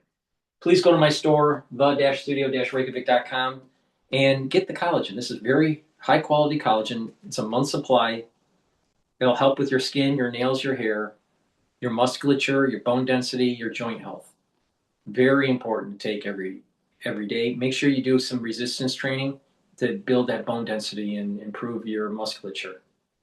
This stacks really well with the vitamin C and magnesium that I have. You drink 32 to 64 ounces of filtered water throughout the day. This will cross-link with the vitamin C and the water and improve your dermal layer. Please go to my store, get the collagen, and slow down the aging process. All right, with that, let's listen into which is better, Cyber Monday or Black Friday?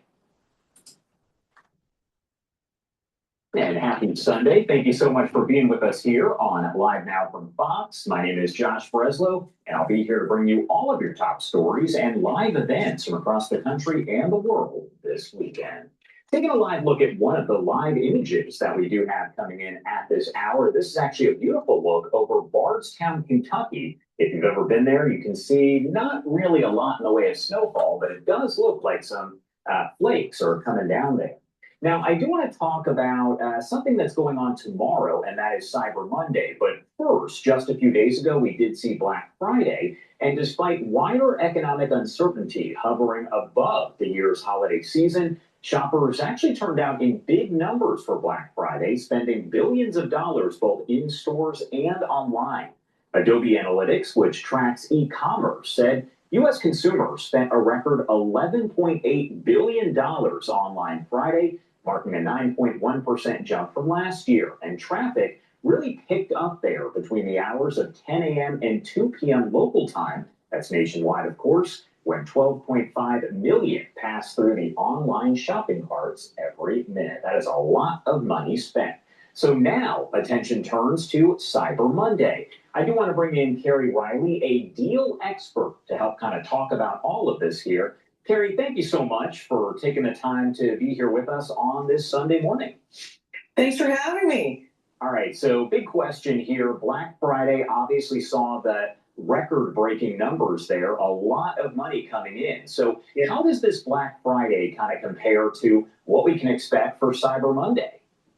Yeah, so Black Friday is stronger for in-store doorbusters, big appliances, TVs. Remember, we'd sleep out the night before. That's what we're looking for Black Friday. But Cyber Monday is usually better for tech and electronics. And even today, as we head into Monday, I'm already seeing some really nice extra savings online, particularly. So this is the best time to buy those tech items because you're going to get a lot for your money. For example, I found an electric toothbrush on Amazon, Supermouth Ultimate Smart Brush System. It's 30% off on Amazon. It's I picked it up right here. It comes with a travel smart case for UV sanitizing, wireless charging. So that's regularly $169. That's down to $118. So that's something you're going to see when it's Cyber Monday. You're going to see these extra bundles thrown into these great deals. All right, so when we talk about what you should avoid, and I was going to say you should definitely send that toothbrush my way because Cottrell DJ here likes to say that my breath isn't the best, so I definitely would appreciate that. But Carrie, what should shoppers maybe avoid this Cyber Monday?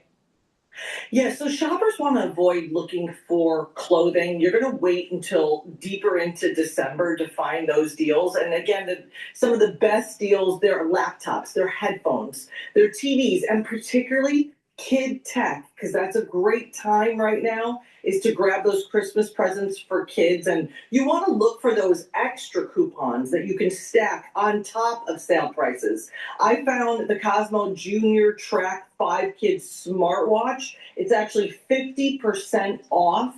It has calling, texting, GPS, games, but without social media. So this is great for kids. But on Monday, there's that extra 10% off coupon. So it's going to drop from 60 down to 60% on Amazon. And this is just $60. So look for those extra coupons tomorrow.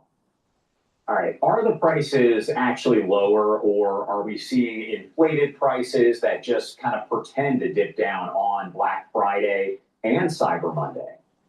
Yeah, they're a mix. Many prices will drop, but some retailers raise prices earlier in November, so today's deals look bigger. Always compare the price to the last 30-day average, not the list price. You can do that by using an app like Camel, and that'll track different Amazon prices.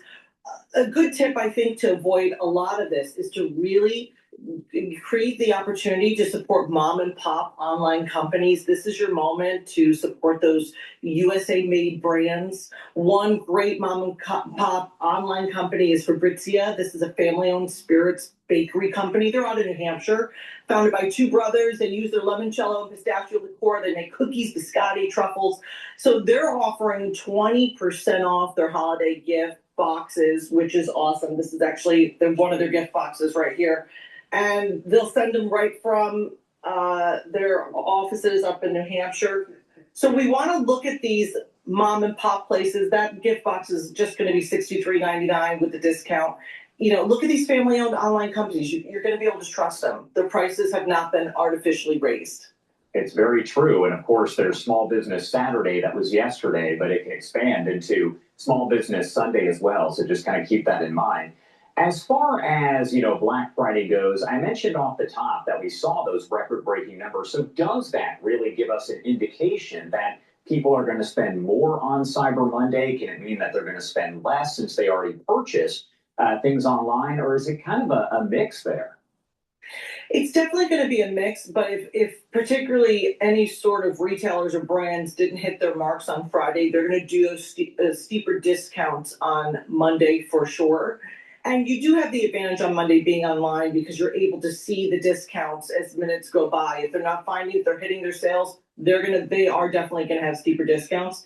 It's also an option. I think your best bet to keep to your budget, honestly, and to get what you need for the holidays is to make a list.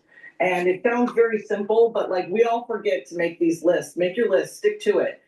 stick to who you need to buy and what for. You can also get out of the rat race completely of online shopping and find your local discount store. We all have them in our towns. I really like Ollie's Bargain Outlet. They do a great job because they've got huge brands, but they're really steeply discounted.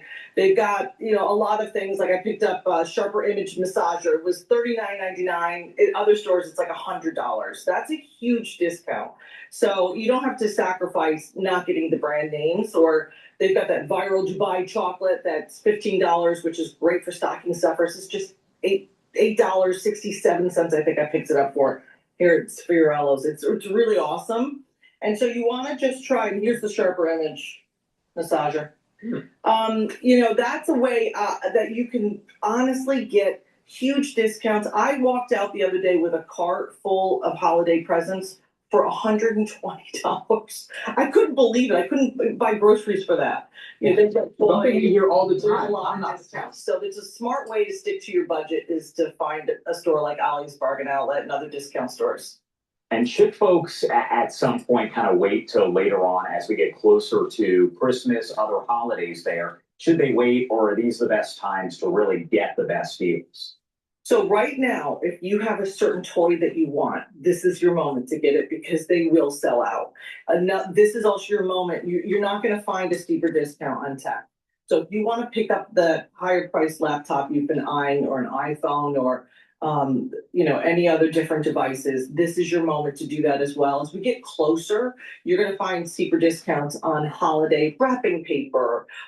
You will find discounts on toys, but they may not be the toys that you're looking for, but then as we get closer to the holiday, you can then start picking up household items. You're going to start to see the holiday, paper towels and toilet paper go on sale. And so I love to start saving in that way. I don't care if my paper towels have Christmas trees on it in February if I saved $1.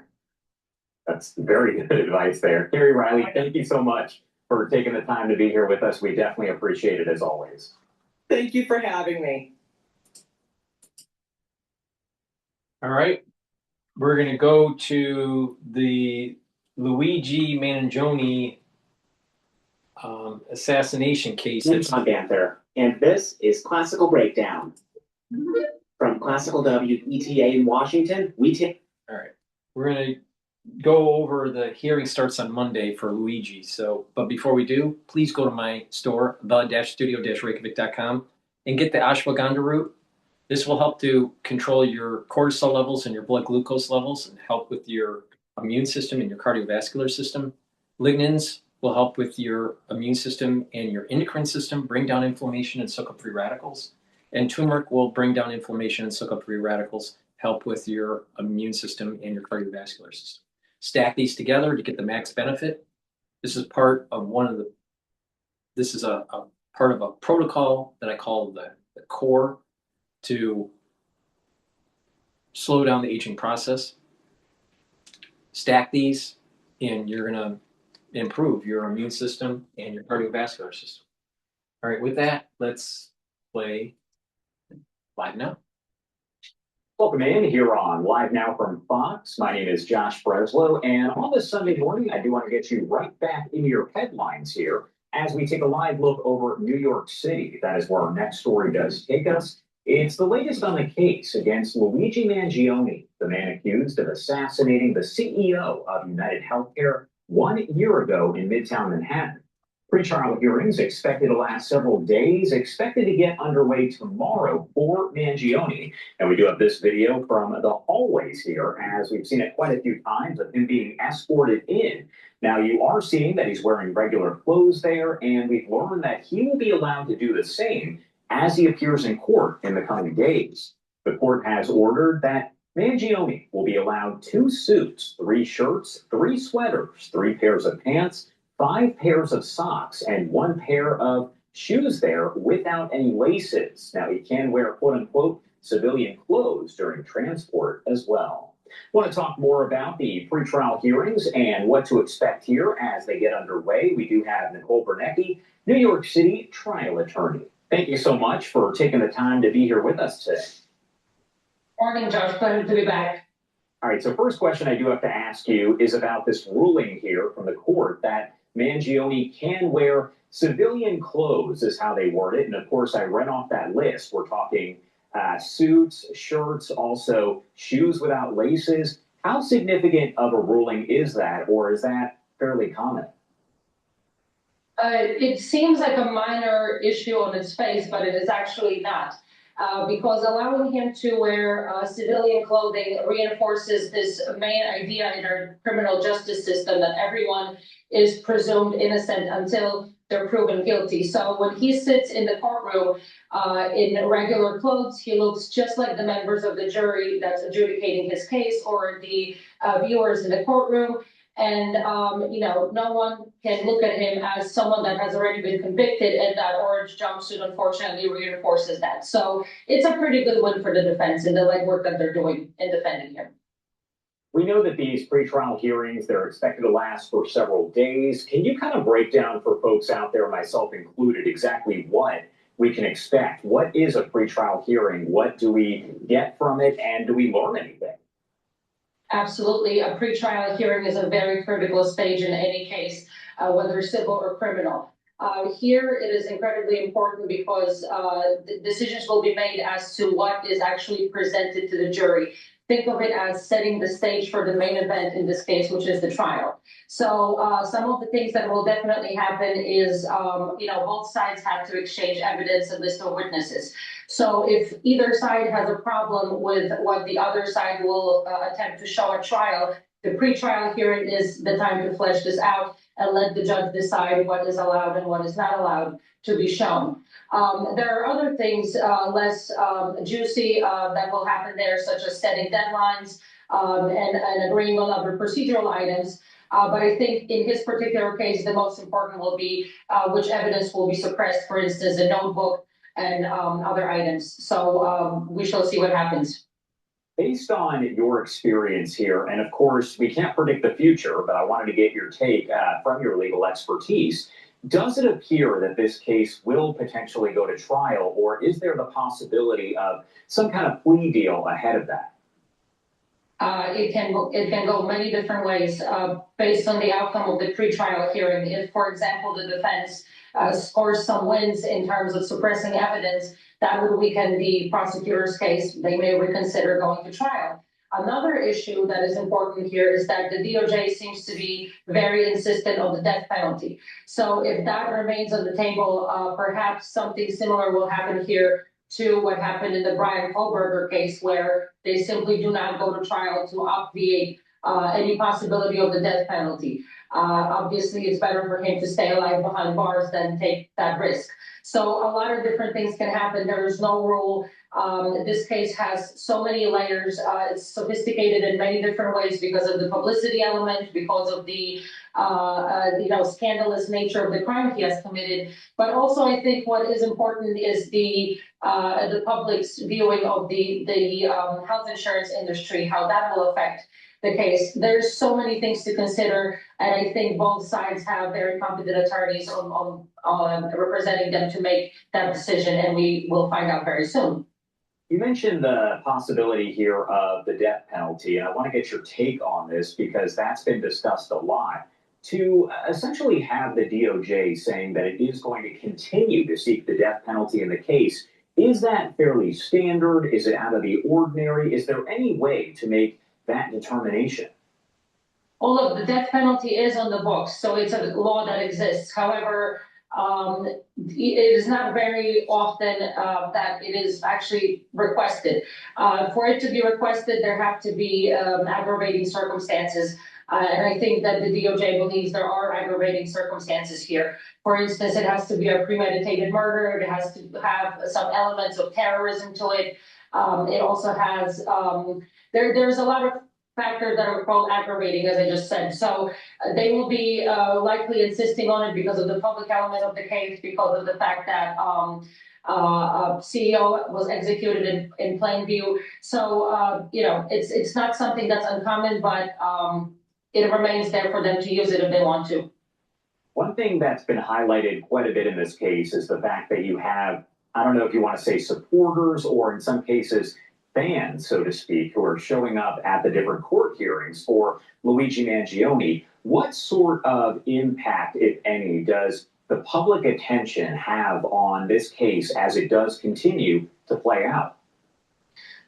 Publicity can be both a good and bad thing depending on which side you're on in this litigation.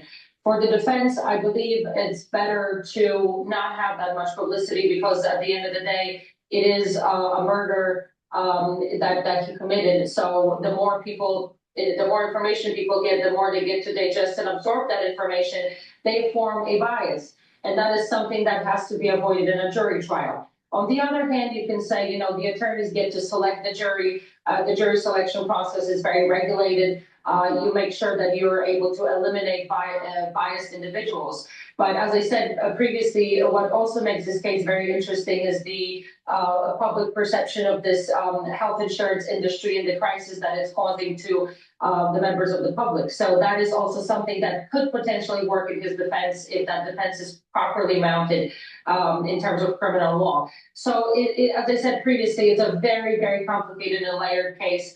I think it will end up in a trial. Both sides would like to prove that they can win it.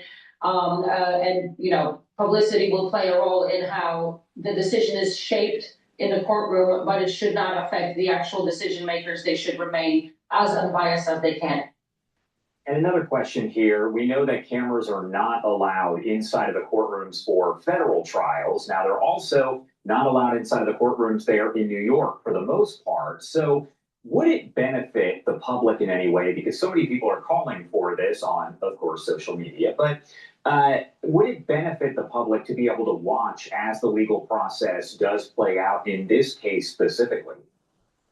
Look, specifically in this case, we've already been fed a lot of information just from the media. So I think transparency in the court proceeding would benefit the public. The public would see how this is done minute by minute, witness by witness, piece of evidence after piece of evidence, how the judge treats disputes that occur in the courtroom as this evidence is presented by both sides. So I am always for transparency. It's very educational. It boosts accountability on the part of the judge and both sides as they're litigating it. But, rules are rules for a reason. We will I guess, have to rely on the media coverage for the most part. There you go. And of course, the reporters will be in the courtroom. They're just not allowed to have their cameras in there. Nicole Bernecki, thank you so much, as always, for being here with us on this Sunday. Anything else that you want to add? Anything we missed here before I let you go? To me, as a litigator, it's all fascinating, so I cannot wait for it to play out. We've had a slew of very high publicity trials, Trump, Diddy. Now it's time for the Mangione trial. So I will be watching it and I will be forming my commentary as we go, but I'm very excited to see it play out. And we'll definitely have you back. Thank you again for being here. We definitely appreciate it. Thank you very much.